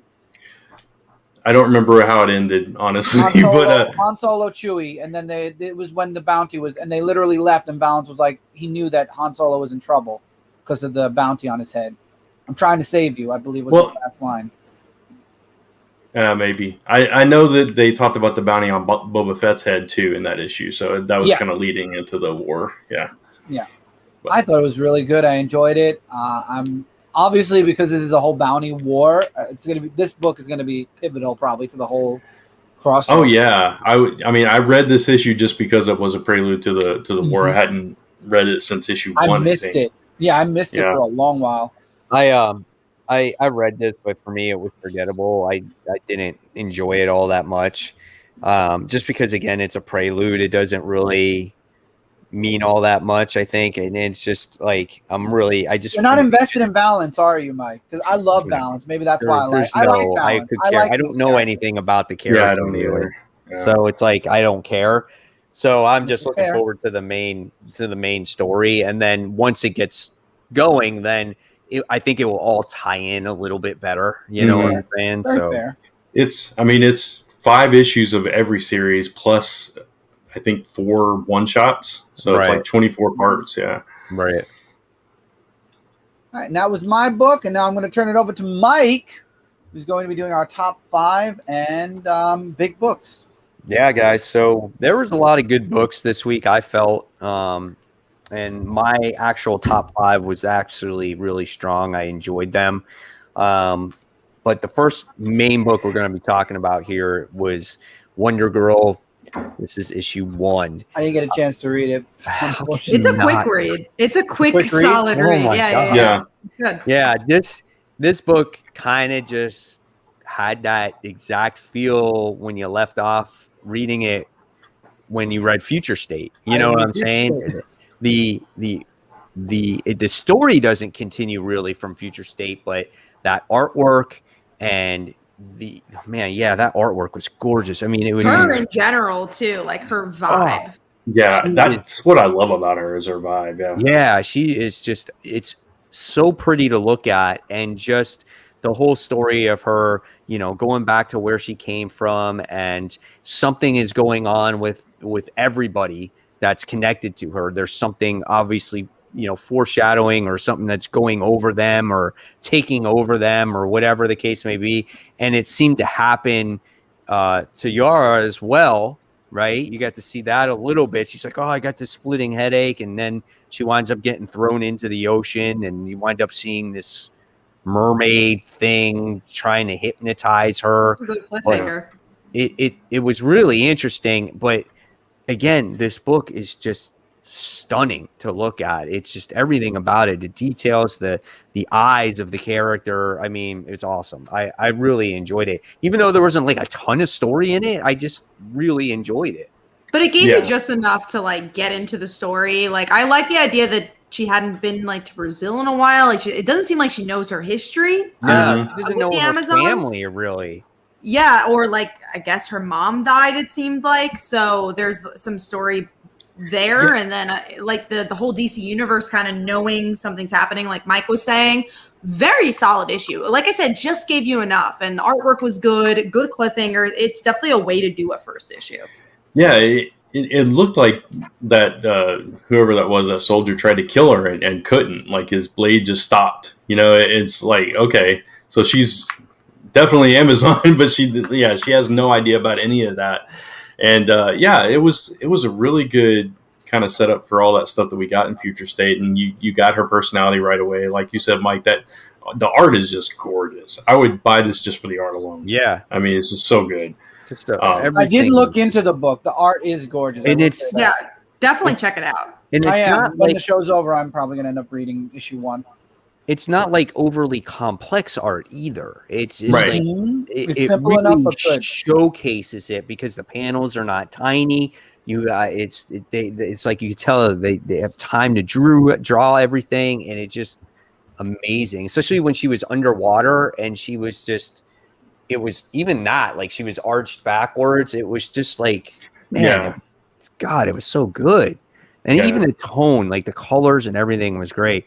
And I guess like a lot of the viewers out there agree, you know, they're like, I love Wonder Girl. Yes. Wonder Girl was a 10 out of 10. It was beautiful. Wonder Girl was a ton of fun. Like everyone is sitting there loving Did you see what book. David said? David said, must read it. If anybody drops this book, I'll drop the show. I don't think any of us are I don't think anyone's dropping this book anytime soon. It would have to take a real dip for us to drop it. I don't see it happening. I just, with the Future State stuff, I talked about it then, but I fell in love with her character. It just something about, like you said, her vibe or whatever, just her personality. Yeah. And it's just, I don't know. It's so honest. I think she's more relatable, and exactly. And that's what it is. I think because Diana, as cool of a character she is, she's not relatable to any of us. Because she's got it all together. Yeah, it's like everything is so perfect for her. You know what I'm saying? But this one, she's not put together. She's feisty. You know, she doesn't have patience, and yet she's strong. But again, that's what you need. You need more relatable characters. And I think that was, for me at least, that was always an issue with DC Comics when I was growing up. I was like, there was not as many relatable characters, right? Right. I think the characters were cool, but their other personality, like the human side of them, just none of them ever connected with me, I guess. Yeah. It kind of reminds me of like when Kamala came to fruition. Yeah. Like it kind of has like, oh, this is really new. I like her. I've never seen her before. Right. Yeah. No, totally similar in that way. Yeah, for sure. But yeah, it's just like, and when I say she doesn't have it together, it's like she's sure of herself. She's confident, but she's, like you said, she's impatient. She's brash. She's feisty, and it feels more human. I guess. So. Absolutely. All right. So we're all in agreement there that Wonder Girl was a fantastic book, and that Chris needs to read it. Yeah, I'll read because I only missed one issue of it. All right. Next one we got here is Fantastic Four Life Story issue 1, the 60s. So this one's not done by Chip Zdarsky, but this is another life story book. And I didn't love this book, but I didn't hate it either. I thought it was interesting. I liked the whole space race, trying to get to the stars first before the others do, and seeing their powers come into fruition, and Reed seeing Galactus, like he knows this imminent danger that's going to happen and whatnot. I like some of those elements. I liked how the characters were written in it as well. Ben getting revenge on Reed as well was kind of cool. So there was some elements in there, and at the very end, you wind up seeing Franklin being born. You never see Doctor Doom though in this book. Not yet. I'm sure he'll be coming. Right. I thought that it didn't take him that long to come into the series, so I don't know. I was a little bit. I guess I was off on that. I don't know. Yeah. A couple of interesting differences, I think, here, and unless I'm just misremembering, like Dr. Jones switching places with the Thing. Mm-hmm. So that was interesting, and then Johnny being the one that introduced Ben to them, and it was almost like a little wink at the reader, because Sue's like, "How do you know this guy?" And he just like looks at the reader and is like, so yeah, I was a little disappointed with that though. Yeah, I was too. It's like it kind of took me out of it a little bit. Yeah. And he's also so young. Johnny, out of everybody, was really different. He was just kind of this Boy really Scout. totally young. Yeah, I just didn't really understand what they were doing with Johnny. I agree with you though, Mike. I feel like it wasn't bad, but it also wasn't great. I definitely want to read issue 2, but if issue 2 doesn't impress me, I don't know if I'll finish it all. Right. I feel the same way. And the one thing I did like that you kind of touched on, Mike, was Reed with the Galactus stuff, that he realizes he was the cause of him actually finding Earth. Mm-hmm. And that points to Reed to a T. It's like he's always kind of screwing up by being one of the smartest people on the planet. Right. Yeah. Because if it wasn't for him being so stubborn to go to space, none of that would have happened. Yeah. Right. And I thought their recruitment of Ben was very rushed also. Yeah. Oh, yeah. Like the whole book is kind of rushed, honestly. Yeah. I was like, come, let's go in space. Okay, cool, let's go. It was like who does that, right? Yeah. It's like, I just got fired. I'm about to propose to my girl. Okay, I'll go out to space. Yeah. Sure. Why not? With 3 total strangers, I don't know. Place and it's like nothing. Like, just pass one security guard, jump on the rocket, and take off. And the guard's like, oh shit. Basically. Yeah. That's funny. All right. So let's talk about a book that actually I'm sure none of us saw this come in by the time we got to the end of it. Yeah. And this was Radiant Black. This is issue 4. Man, oh man. Wow. You built up this entire character for 3 issues and he died. But I love that. It's so surprising. And you got the sidekick there, right? Marshall, I think his name is. Yes. And, and it's kind of funny because there was some foreshadowing in there. He's going, well, what would you do if you had the powers? And he's like, oh, I would do a lot of things and I would make a lot of money. And then sure enough, he gets that power at the end. And right away, whatever that thing was talking to them, would you give your life for this? He right away would be like, he was like, yes. Where the other guy, I forgot his name, the guy that died. Nathan, he never answered the question. Never answered the question whatsoever.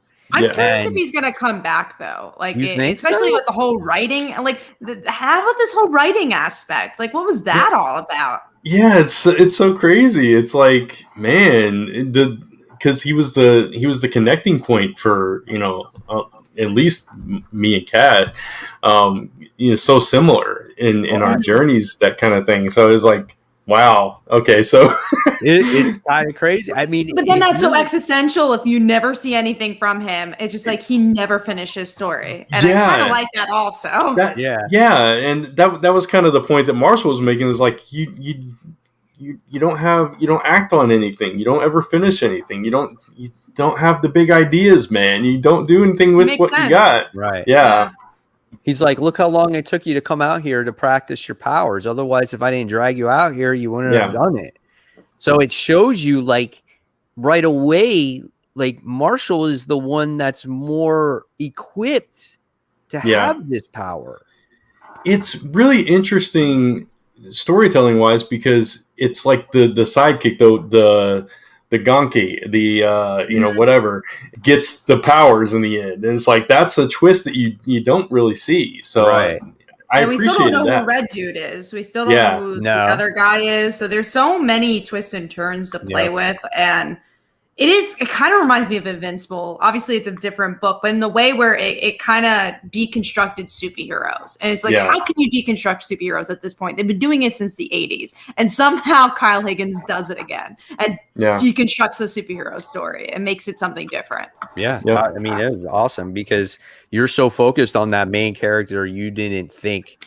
Eventually, you probably think, "Oh, he's going to leave Marshall. He's going to be, off to the side." Or Marshall's like a villain or something. Yeah, exactly. Exactly. And now I want to see what he does with this power. Does he use it for good? Does he get revenge? Does he do the things that he says he's going to do? So it opens up a whole new can of worms here. And you guys also make it a point. Is this the end of Nathan? Yeah. Who knows? Maybe he might come back as something else. I hope he doesn't. I honestly hope he stays dead because I think that's so jarring. I do too, because I think it's just something I've never seen done before in a comic book. Like I've never seen that done before. It's just like a main character, like you think he's the hero of the story and then he dies like issue 3, I mean, it's just so cool. Or issue 4, whatever we're at right now. So great book, man. I was amazed.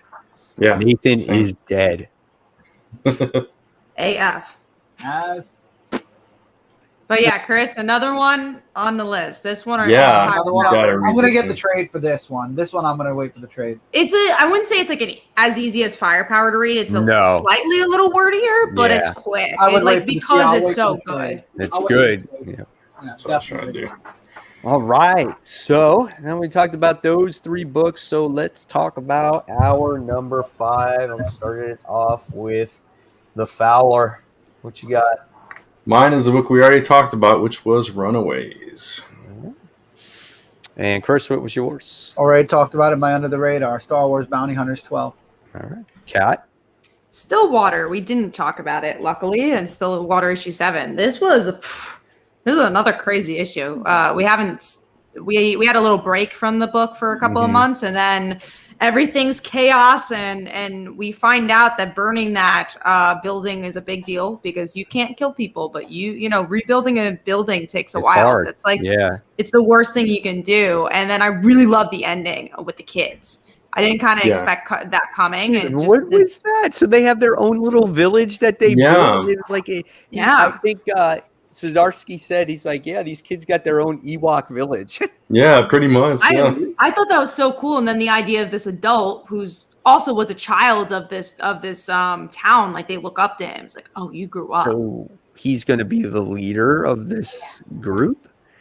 How could the people, the townspeople or the judge not realize they have this like super secret hidden base in the forest? Maybe they don't care because they're kids. Maybe they look over it. Yeah. It's just a treehouse to them. Right. Yeah, they don't think about, hey, these kids are actually like 40 years old. Great book. I every single time I'm like, because Stillwater, it's like it's a sleeper hit for me each time. Every issue I kind of forget how good this book is. Yeah, absolutely. It is a good book. It was nice to see it back too. I sometimes I hate the breaks because you forget kind of what happens in the story. You know what I'm saying? And so when you get that first issue, you're kind of just like, oh, what happened? I remember, but this was my number 6 book. So, but my number 5 was a book we already talked about, and it was Spider-Man for me. Oh, nice. Okay. All right. So let's push forward and let's talk about Heroes Reborn issue 3. Brant and I were the ones that read this book this week. For me, this one was the first issue that I didn't like so much because they got away from the main story. We focused so much on the Blur character, right? And the Scarlet Witch, Scarlet Silver, whatever character she was, right? That we only got literally 3 pages of the main story that was happening there. And that's why I was kind of disappointed in this issue. Yeah, I like the story, but I totally agree with your point on that. Being as short as an event book is, like, it was a 5, 6 issues, 7 issues, I think this one is. But yeah, right in the middle of it, you just take us completely out of the story to do this fun little one-shotty thing that didn't give you much to go on at all, except for, okay, this is this guy's personality, which we already know because we know this character. Right. Other versions of this character, obviously. Right. But, you know, it was one of those, it's like, oh, this is fun, but I need more out of an event. Yeah. Like, how do you have the first 2 issues be really strong and focus on Hyperion and Blade's quest and things like that, and then you only touch on it with 2 issues, like 2 pages, 3 pages of this main story? Like, then just eliminate an issue. You know what I'm saying? It just didn't make sense to me. Yeah, this whole thing, that whole bit, the speedster bit thing, could have been done in a couple of pages too. We've seen it a million times, right? It's like, how many TVs do I have? 48. Oh, what was I talking about? How many TVs do I have? 48. Oh, what? Yeah, it was like, okay, we get it. Just make that the backup story and flip-flop it around. It totally dumbfounded me. The one thing I will say is they finally told us how this world got created in this issue, which was through the Phoenix. As she wakes up the day after she gets the Phoenix Force, and the whole world's changed. So obviously she's the cause of it. So that's something that they hadn't really touched on yet. I think Jason Aaron said that's kind of how I think originally before this it was because of her. Yeah, that's why this world was created. Yeah, I just meant in story they hadn't really addressed it. So So I don't know. We'll see what happens with it. Hopefully issue 4 gets back on track, and we'll see. Yeah. All right. Well, let's talk about probably a book all of us liked, because we all had it in our panels at one way or another. And this one was Nightwing. This is issue 80. Man, so this book.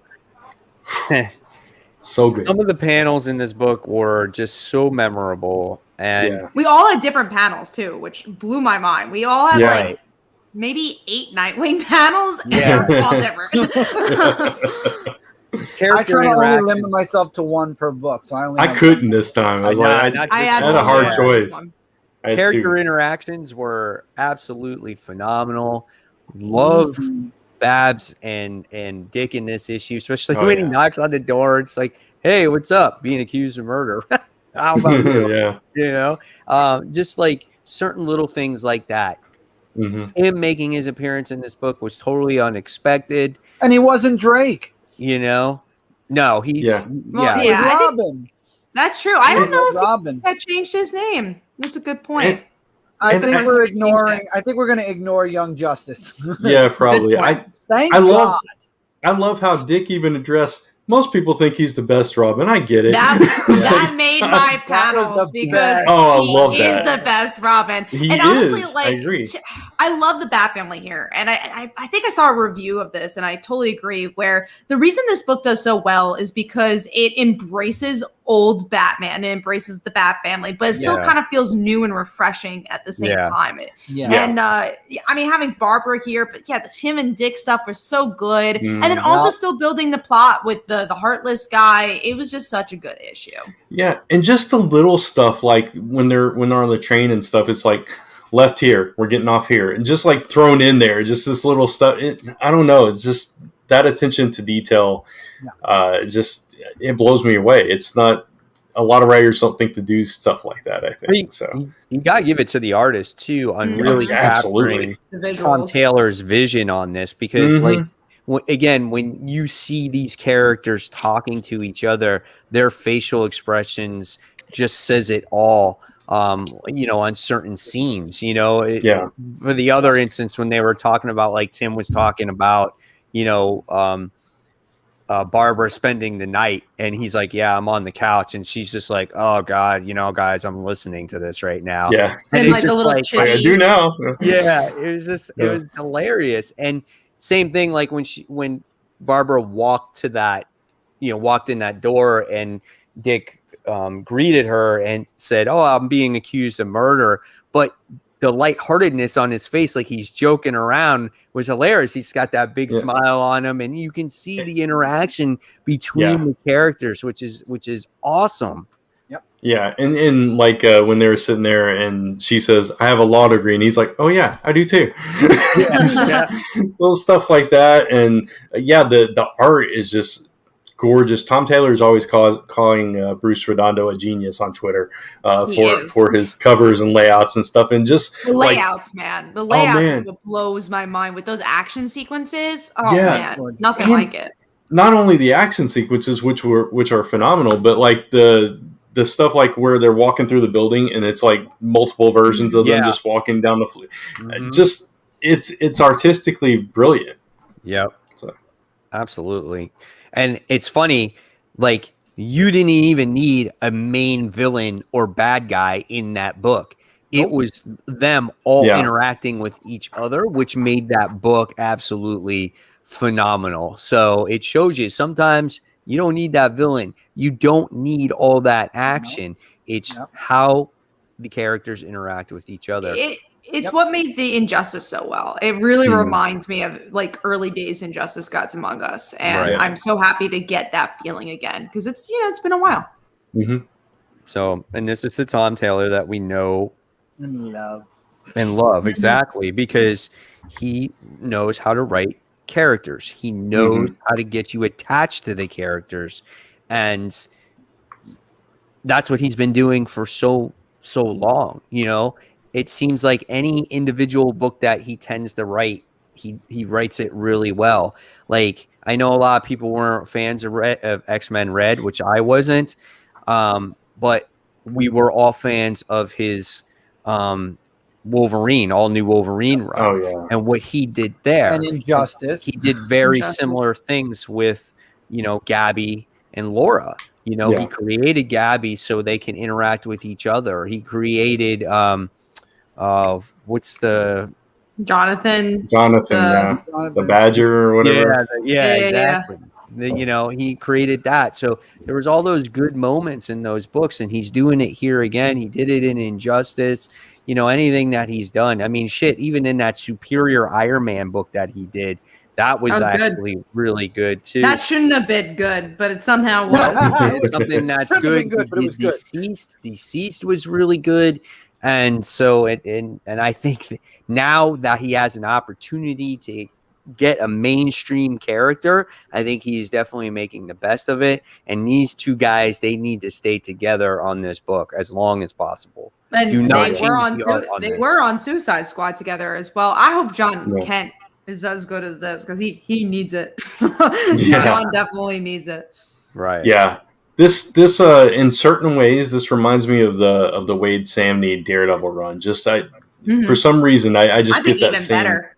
Yeah. Oh yeah, better. I agree. I'm just saying it's like that. I was really excited about that. I was like, I haven't been excited about Daredevil ever since until that, and I feel the same way with Nightwing here. So. Yeah, absolutely. So great book. If anybody out there is not reading this book, you definitely should be reading it. Shit, you don't even have to be a Nightwing fan. If you're a comic book fan and you're looking for a good comic book, this is it. Yeah. All right. Let's move on. I'm the only one that doesn't read this book. So Power Rangers issue number 7. Go Power Rangers. Let's go talk about it. I thought it was a solid issue. There was a little. I don't like the sci-fi aspect as much. So once they get I like the other. The other books are definitely better. This one, it took a really long time to interact with that other planet and the other aliens, but there was definitely interesting stuff here. Like I like Trini's interaction with Lord Draken, or the idea of their relationship. And then the whole new Blue Ranger thing was interesting, but it wasn't as good as Mighty Morphin. I am enjoying Mighty Morphin. Mighty Morphin more. Yeah, Mighty Morphin. Yeah. I even like the stuff with Jason and Trini. It was just a little thing, but it was like, okay, there's something there. You can build on that. Well, you could see that back in the previous volume that they were dating, then they broke up. So I'm glad that they're revisiting that now. Okay. Yeah. See, I didn't read that. That was a cool bond. And also with Trini, she always was kind of a background character in the show. So one thing that Ryan has really done is make her bring it to the front. Yeah, and I love that. She's actually a leader also too. Right. Yeah, I love that. I love her character in the comic. Zach's a little too comical for me at times. I wish he was a little bit more He was serious. like but that on the show too. I know. So I want to see more out of him as well. So but yeah, I didn't love this issue. Of this whole series, all 7 issues, I think this was the least issue for me. So I still think when they went to Lord Draken's world was my least favorite, but this is definitely close to it. I think I like that one better actually than this one. Yeah. So, but it still wasn't bad. It's still a fun read. Just Mighty Morphin is a little bit. Yeah. I think up our speeds a little bit. Well, they got more. Matt as the Green Ranger. You know, there's a lot going on in that book. There's also just more characters. Yeah, More you have characters. Kimberly, you have Billy. You got a lot more there. Tommy. Yeah. Anything else, guys? Nah, Not that really. one. All right. So we're going to move on to our number 4. And then this time I'll start off with Chris. The Flash. I enjoyed this issue. Wally as Jay Garrick, but the ending, that ending is what pushed it to number 4. It would have been. It's hard because the ending was really what got me, because now he's Zoom at the end. But it's like the art style, and I hope they continue this art style in the next issue. But it's like the early comics age art style. But I don't know. It's weird, but everybody, I think people are dropping this book left and right. I don't know if it's on anybody's It's on my chopping block. Yeah, I did not even read this issue, so I did not either. it was a little bit too much for me. I was like, oh, now he's Zoom. I'm so confused. Why do they have to do this? Speedster to another, basically. Too I don't know. much. It's supposedly some big lesson, and when he comes back to present, maybe he'll want to be the Flash or he'll join the Justice League. I don't know, but I'm definitely invested in this book. I want to see what happens at the end of this arc. I'm going to give it to the next arc. I want to be invested, and I want to read the next arc with like when he's with his family, and I might pick up that issue. But this is just too much for me. Too much hopping for you? Yeah. I honestly, I flipped through it, and it's like as soon as I see Nazis in a book, it just turns me off. It's the Justice Society. That was not the time. I know, but it's so overdone. It's everybody does it like all the time. In the past few years, I see it everywhere, and I'm kind of tired of it. You know, I don't need to keep reliving that over and over again. So I dropped Grant's message to all the comic companies: stop using the damn Nazis. Yeah, exactly. Yeah, I agree with that as well. That should be the clip for this week's show. That's the audio for this week's show. Stop using the damn Nazis. All right. So we're going to move on to Brant. What was your number 4? Mine was a book we already talked about, Radiant Black. All right.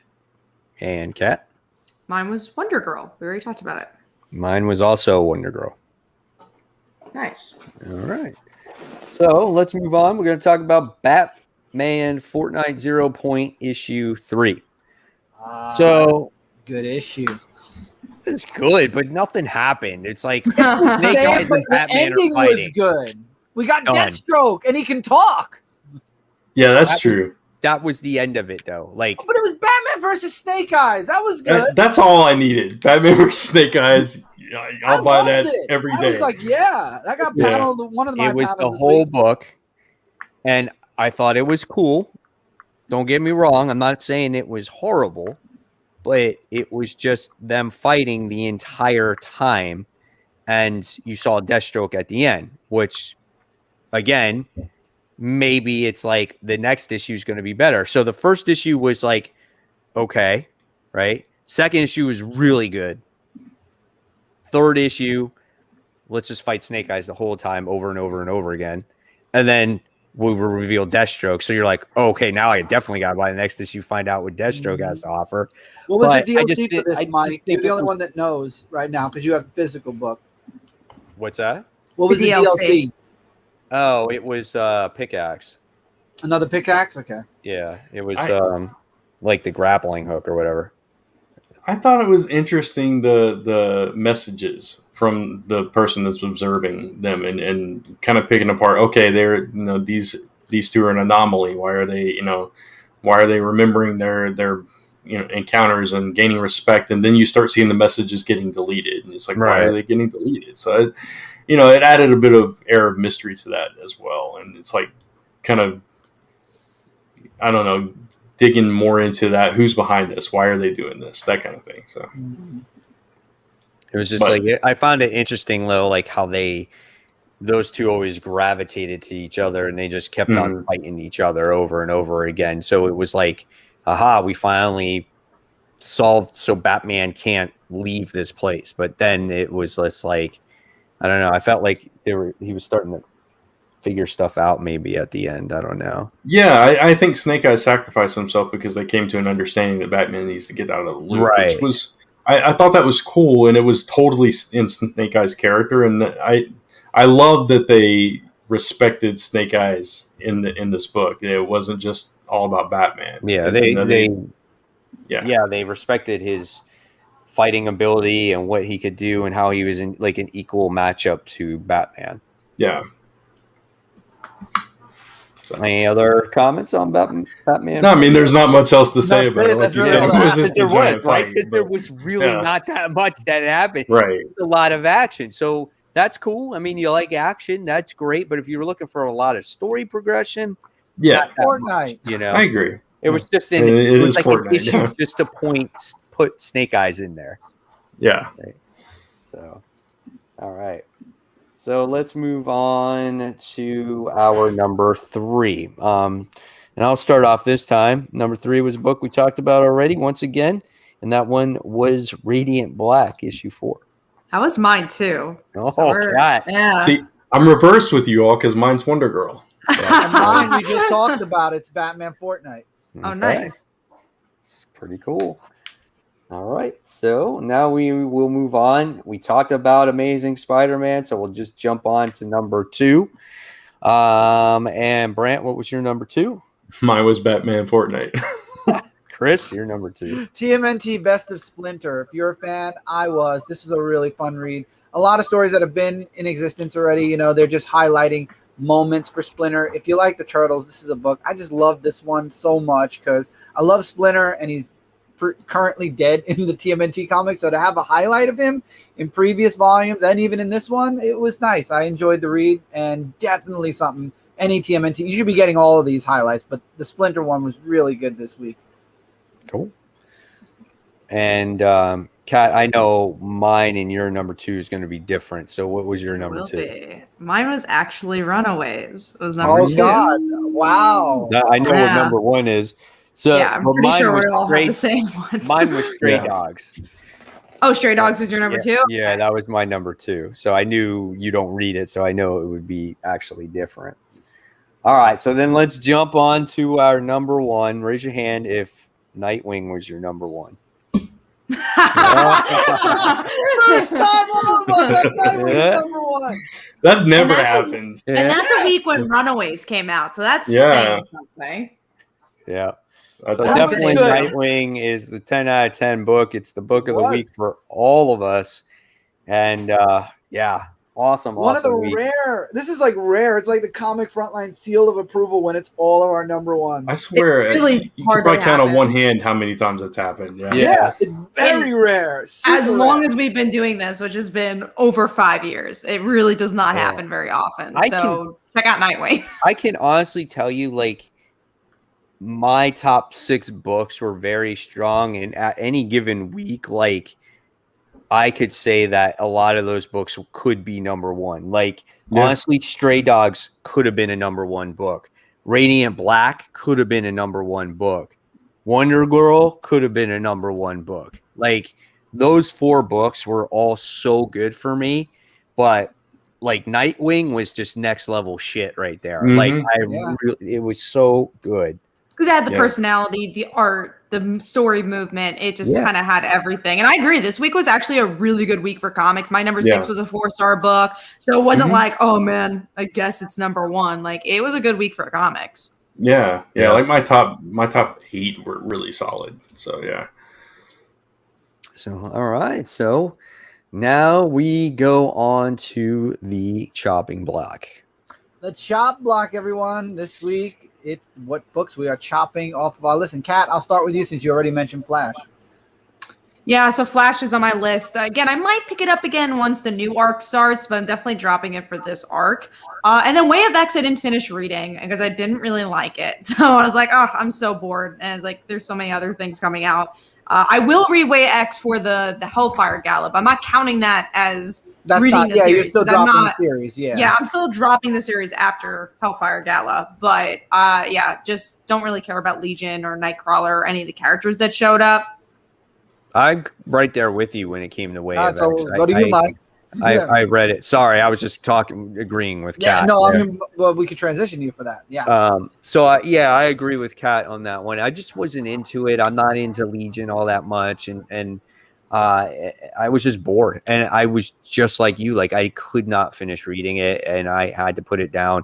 Of all the books, I read every single one of my books, and this was the book that I just could not finish. And then when you look at it, Wolverine, once again, I'm looking at dropping it. Gosh, man, it just... I didn't even read it yet, so that's how... thing with vampires and Dracula and just... Yeah, I can't get it. Yeah, that was my lowest book this week, Wolverine. Oh, God. Yeah. I just... Yeah. I agree. Yeah. Okay. I didn't like it either. No, I think I'm going to drop it for now. So your chop block is Wolverine. Yeah, because, I mean, there were, like, that one arc was so good. And then, I got pulled into it because you were telling me how good that one story was, and I got back into it. I'm not reading it because I can't deal with. I'm tired of vampires myself. Yeah, the vampires it's not a great arc. Right. Way of X, we were kind of talking about this earlier before the show in our chat. It's like the only thing that really caught my attention was the end, and it was like, okay, Onslaught, that's interesting to me, but the rest of the story, the rest of the whole plot of the series just doesn't grab me. You're dropping it too? I don't know, because I'm curious about the Onslaught stuff. Right. So. Gotcha. I'm dropping Way of X, so that's my only chop. I tried one, didn't like it. Two, I didn't even bother finishing it like Mike. No. I'm curious what you guys thought of, because none of us talked about it. What did you guys think of Justice League this time around? I didn't even bother reading it. Didn't even bother reading it, to be honest with you. It was okay. Yeah, I did read it. Yeah, I did. It was okay too. And I'm deciding what I want to do with it. I don't know. Well, you have Checkmate coming out mid-June. I would say if you don't like Checkmate, then that's also going to connect to Justice League. So. It's so also hard to bend this with this. Oh, go ahead, yeah. Brent, sorry. I was just gonna say it's also hard because I don't read the backup story at all. So it's like you got this whole other story that I'm just buying and not reading. That's also going to cross over with the main series. Yeah. So no, there was just too many negatives for me to want. Like there wasn't anything I was excited for besides, okay, I would like to learn more about Naomi, but I'm sure season 2 will catch us up. And like I love Black Canary and Green Arrow, but they're not really doing much. Honestly, I know they're gonna have a big story, but I'm not chopping it. I'm just reading it at my leisure instead of reading it every week. And the art's good. Honestly, Kat, you wouldn't have learned anything about Naomi in this issue. Yeah, they were on her planet, and there all was their nothing. Powers were enhanced. Yeah, all their powers were enhanced or going haywire, and all the people that were there that were on the planet that were with that guy Brutus, the way they talked was weird, and they really said nothing at all. I mean, you know what I mean? It's like there was nothing of substance that they said. It was like, this world be ours? That's going to be our world. It's the best world. It was that kind of stuff. It was Brutus's. Yeah, exactly. It was very simplistic. It was like, okay, that's weird. I just think Bendis wrote so much at Marvel, and I think maybe he was burnt out, and then he goes to DC. And the burnout is felt. I think the problem. No, I don't even think it's burnout. I just don't think he can write these DC characters. He does not have the history, the knowledge, the same thing that he had at Marvel. Now, you know what I'm saying? Maybe he's peaked, he's done, but whatever the case may be, I'm not hoping this, right? I'm not saying that I want him to come back, But if he was to come back to Marvel, I still think he would write Marvel better than he would at DC. But see, he Or wasn't writing independent. great Marvel stories even before he left. Like all the Miles stuff, I agree. Ironheart. That's why I said I think he was burnt out because he did so much, and I think he had everything he could. I don't think he could write anything else. I think at this point, coming from like a writing perspective, I think he's just kind of at the point where he's like, I'm gonna write whatever I want and throw out the rule book. Like that's where like I kind of see him. He's earned that. happened. I mean, Sure, he's definitely earned it, but but it's screwing with good characters. Yeah, and that's why I think it doesn't flow right because he's just writing scenes. It's like, okay, like if you woke up from your sleep and had a dream and you wrote a scene in your notepad, like I feel like he just writes these separate scenes that don't really connect or do anything and to move a plot. Like they're entertaining maybe to him as character interactions, but they're not really stories yet. You haven't fully fleshed them out. But since he's having fun writing it, he just kind of. I mean, Naomi's a humongous plus that he created for DC. Then you got but also Teen David Lantern. Walker helped him write that. That's why I think that book's so good. So there you go. And then True. Teen Lantern, yet- nobody gives a shit about Teen Lantern. And then the Superman run was horrible. Listen, I mean, if you can't write Superman, what makes you think you're going to write all those other characters in that Justice League book? Yeah. Right? I mean, 100%. I give him credit for creating Naomi because it's his own creation. That's different, right? She's a cool character. And she's a cool character. It's the same thing like Miles, you know? You stick her in her own place, she's going to do well with her cast, her characters, things like that. Just like Miles, you had him in his own universe. He did really well. He had his own supporting cast. And as soon as you yanked him out of there, he is ruined. He's not the same character he once was. So that's why even Brian Michael Bendis, I think, struggled when he first took him out, when they first took him out of the Ultimate Universe, and he started writing that first Miles Morales volume.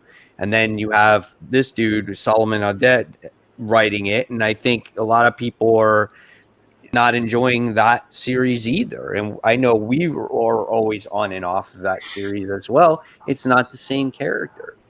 Yeah. You know? So, Agreed. All right.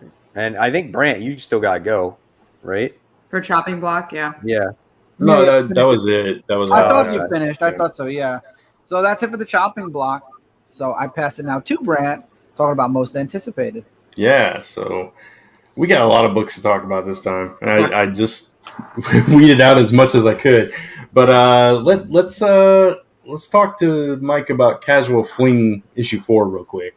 Is this the last issue? Yeah, this is the last issue of this crazy thing that's been going on. But I am really looking forward to this. You know, AWA is the publishing that does this one, and it's about a woman who cheats on her husband, and it's with this psycho dude that basically gets off on cheating or trying to hook up with all these high career business women, and then you've got this huge twist at the end where he is actually married to somebody that approves of this, and they get off with each other on it.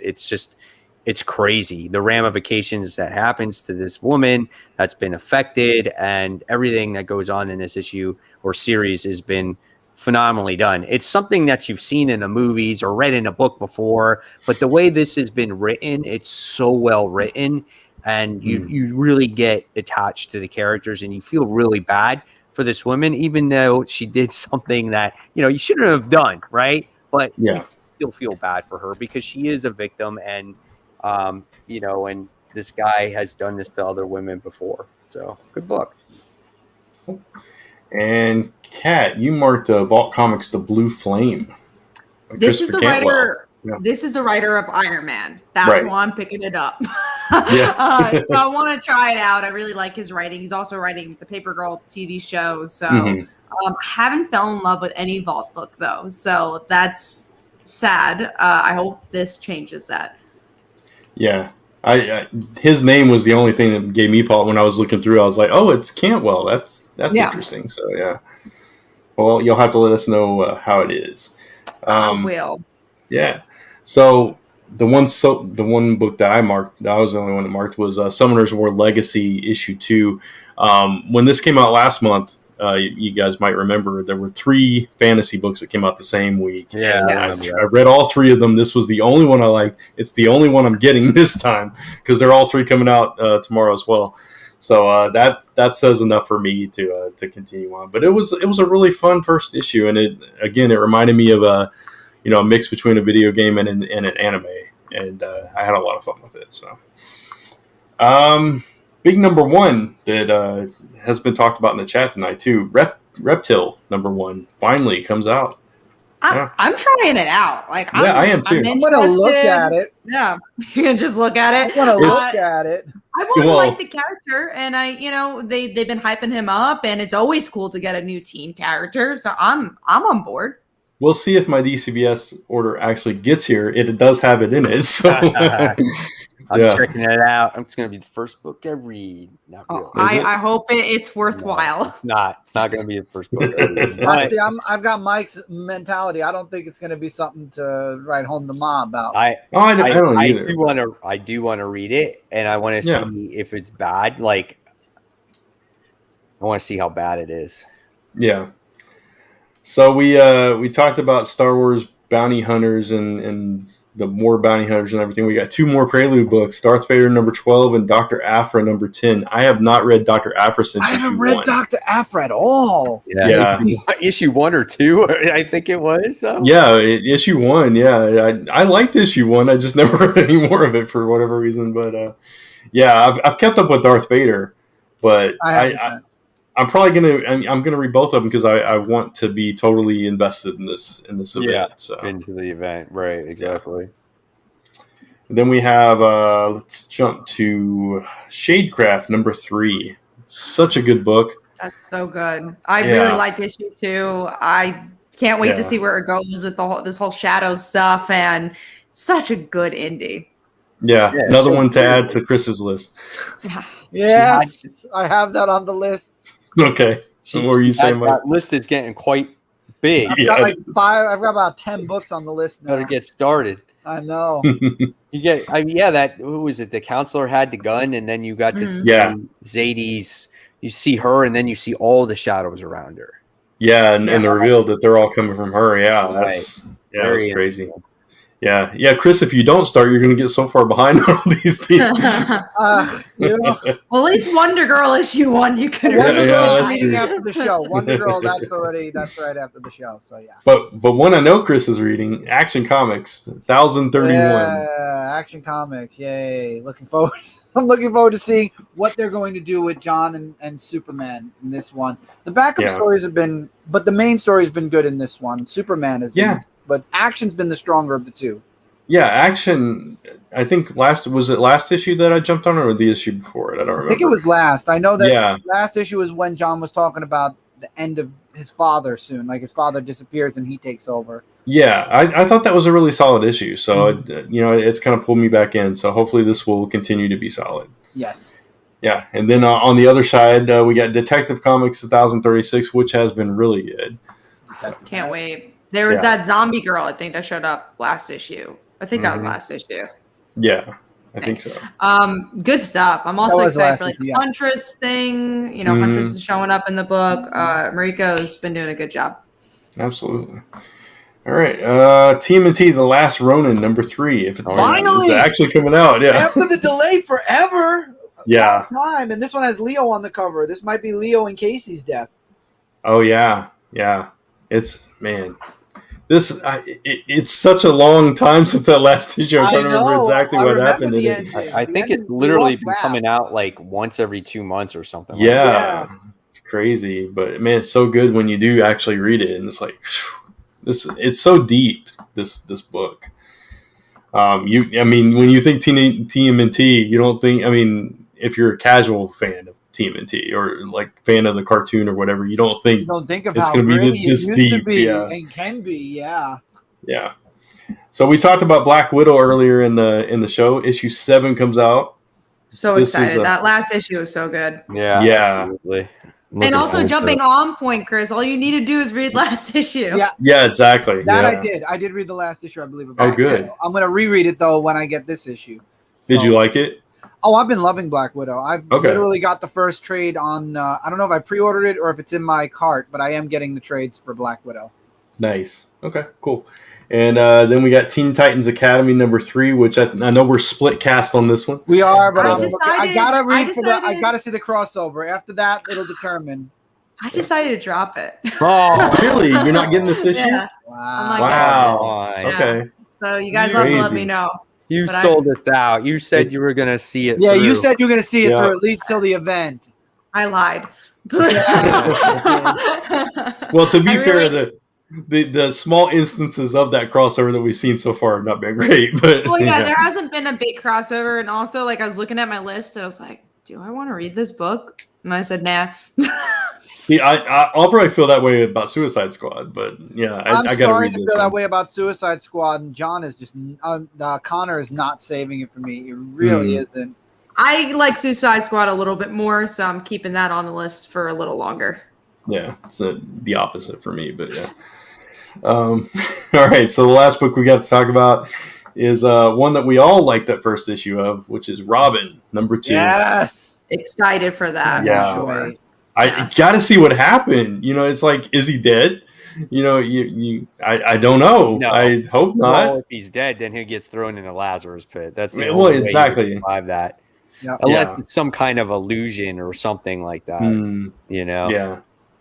I just that last scene is like, wait, what? Yeah. It's like, no, but You know, it's like, oh you know man.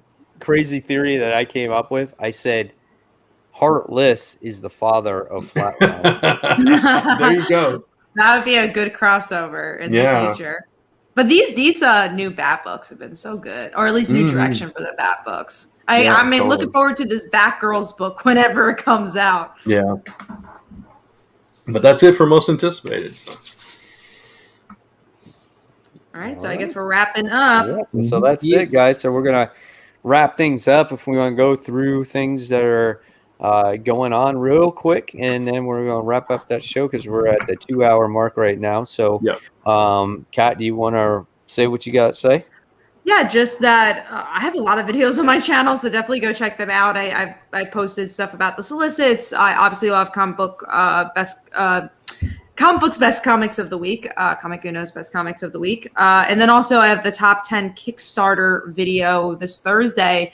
Surprise, surprise! I'll mention the twist is actually Phil recorded it with me, so he's giving his top 10 Kickstarters as well. So we wanted to promote the crossover, so we decided to do that. So that's going to be posted Thursday, but it's taking me a little longer to edit because there is 20 books to talk about. So we have that coming up on Thursday. And of course, the crossover for the Kickstarter, I already chatted about it. So hopefully you guys could go check it out and support. Sweet. Brant? Yeah, so I've got 2 Kickstarters going on, as you guys heard earlier. Pneumatic Cases ends this Sunday. So go check it out at lastsummerpress.com/PC3. And then the puzzle one for 2 more weeks, that's mainly my wife, Lisa. She's kind of spearheading that one, but we're really excited about that one as well. So if you're a fan of Wonderland, Neverland, check those out. And actually Monday, there is another Kickstarter launching that I have a story in. It's an anthology called Not So Fairy Tales. And I do have a little short story in that Lisa and I co-plotted.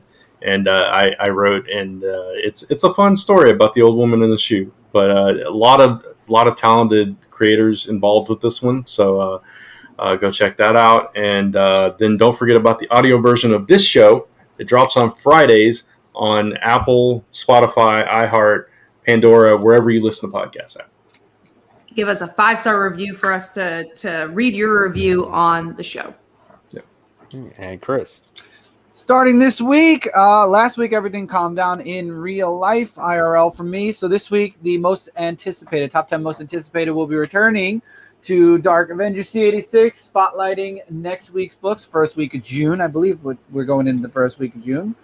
Am I correct? Yes, for June 2nd. So look forward to most anticipated returning.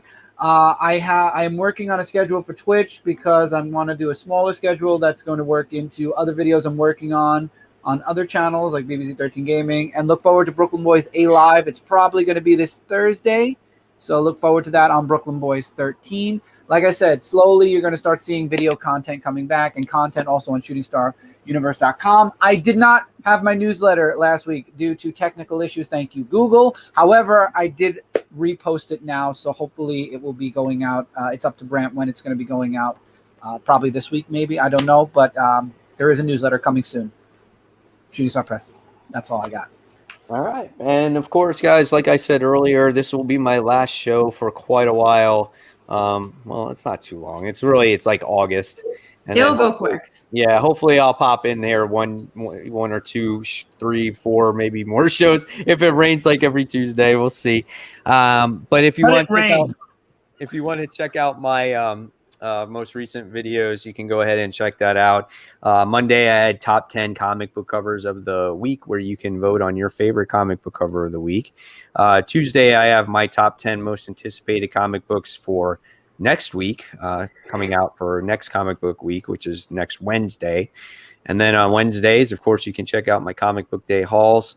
On Thursday, I have a brand new series called Throwback Thursday. You guys can check that out.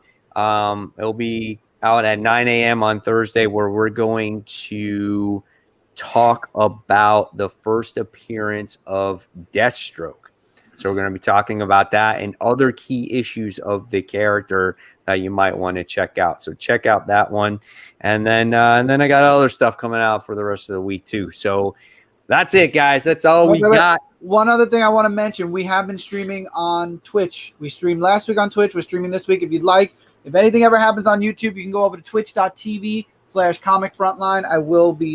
The show will be dual casting on YouTube, Facebook, and now Twitch as well. So we are in multiple places where you can watch us. All I right. forgot to mention that. Sorry about that. Now you go ahead. Okay. So now, if you liked this podcast, whether it's on Comic Book Corner 2.0 or Comic Book Weekly, guys, please give this video a thumbs up. Don't forget to subscribe to each of the channels. Don't forget to hit that bells for any of the notifications. Follow us on social media, whether it's Facebook, Twitter, Instagram, and then, of course, YouTube. So, guys, as always, thank you so much for watching and listening. And we'll see you on that next episode, hopefully soon for me.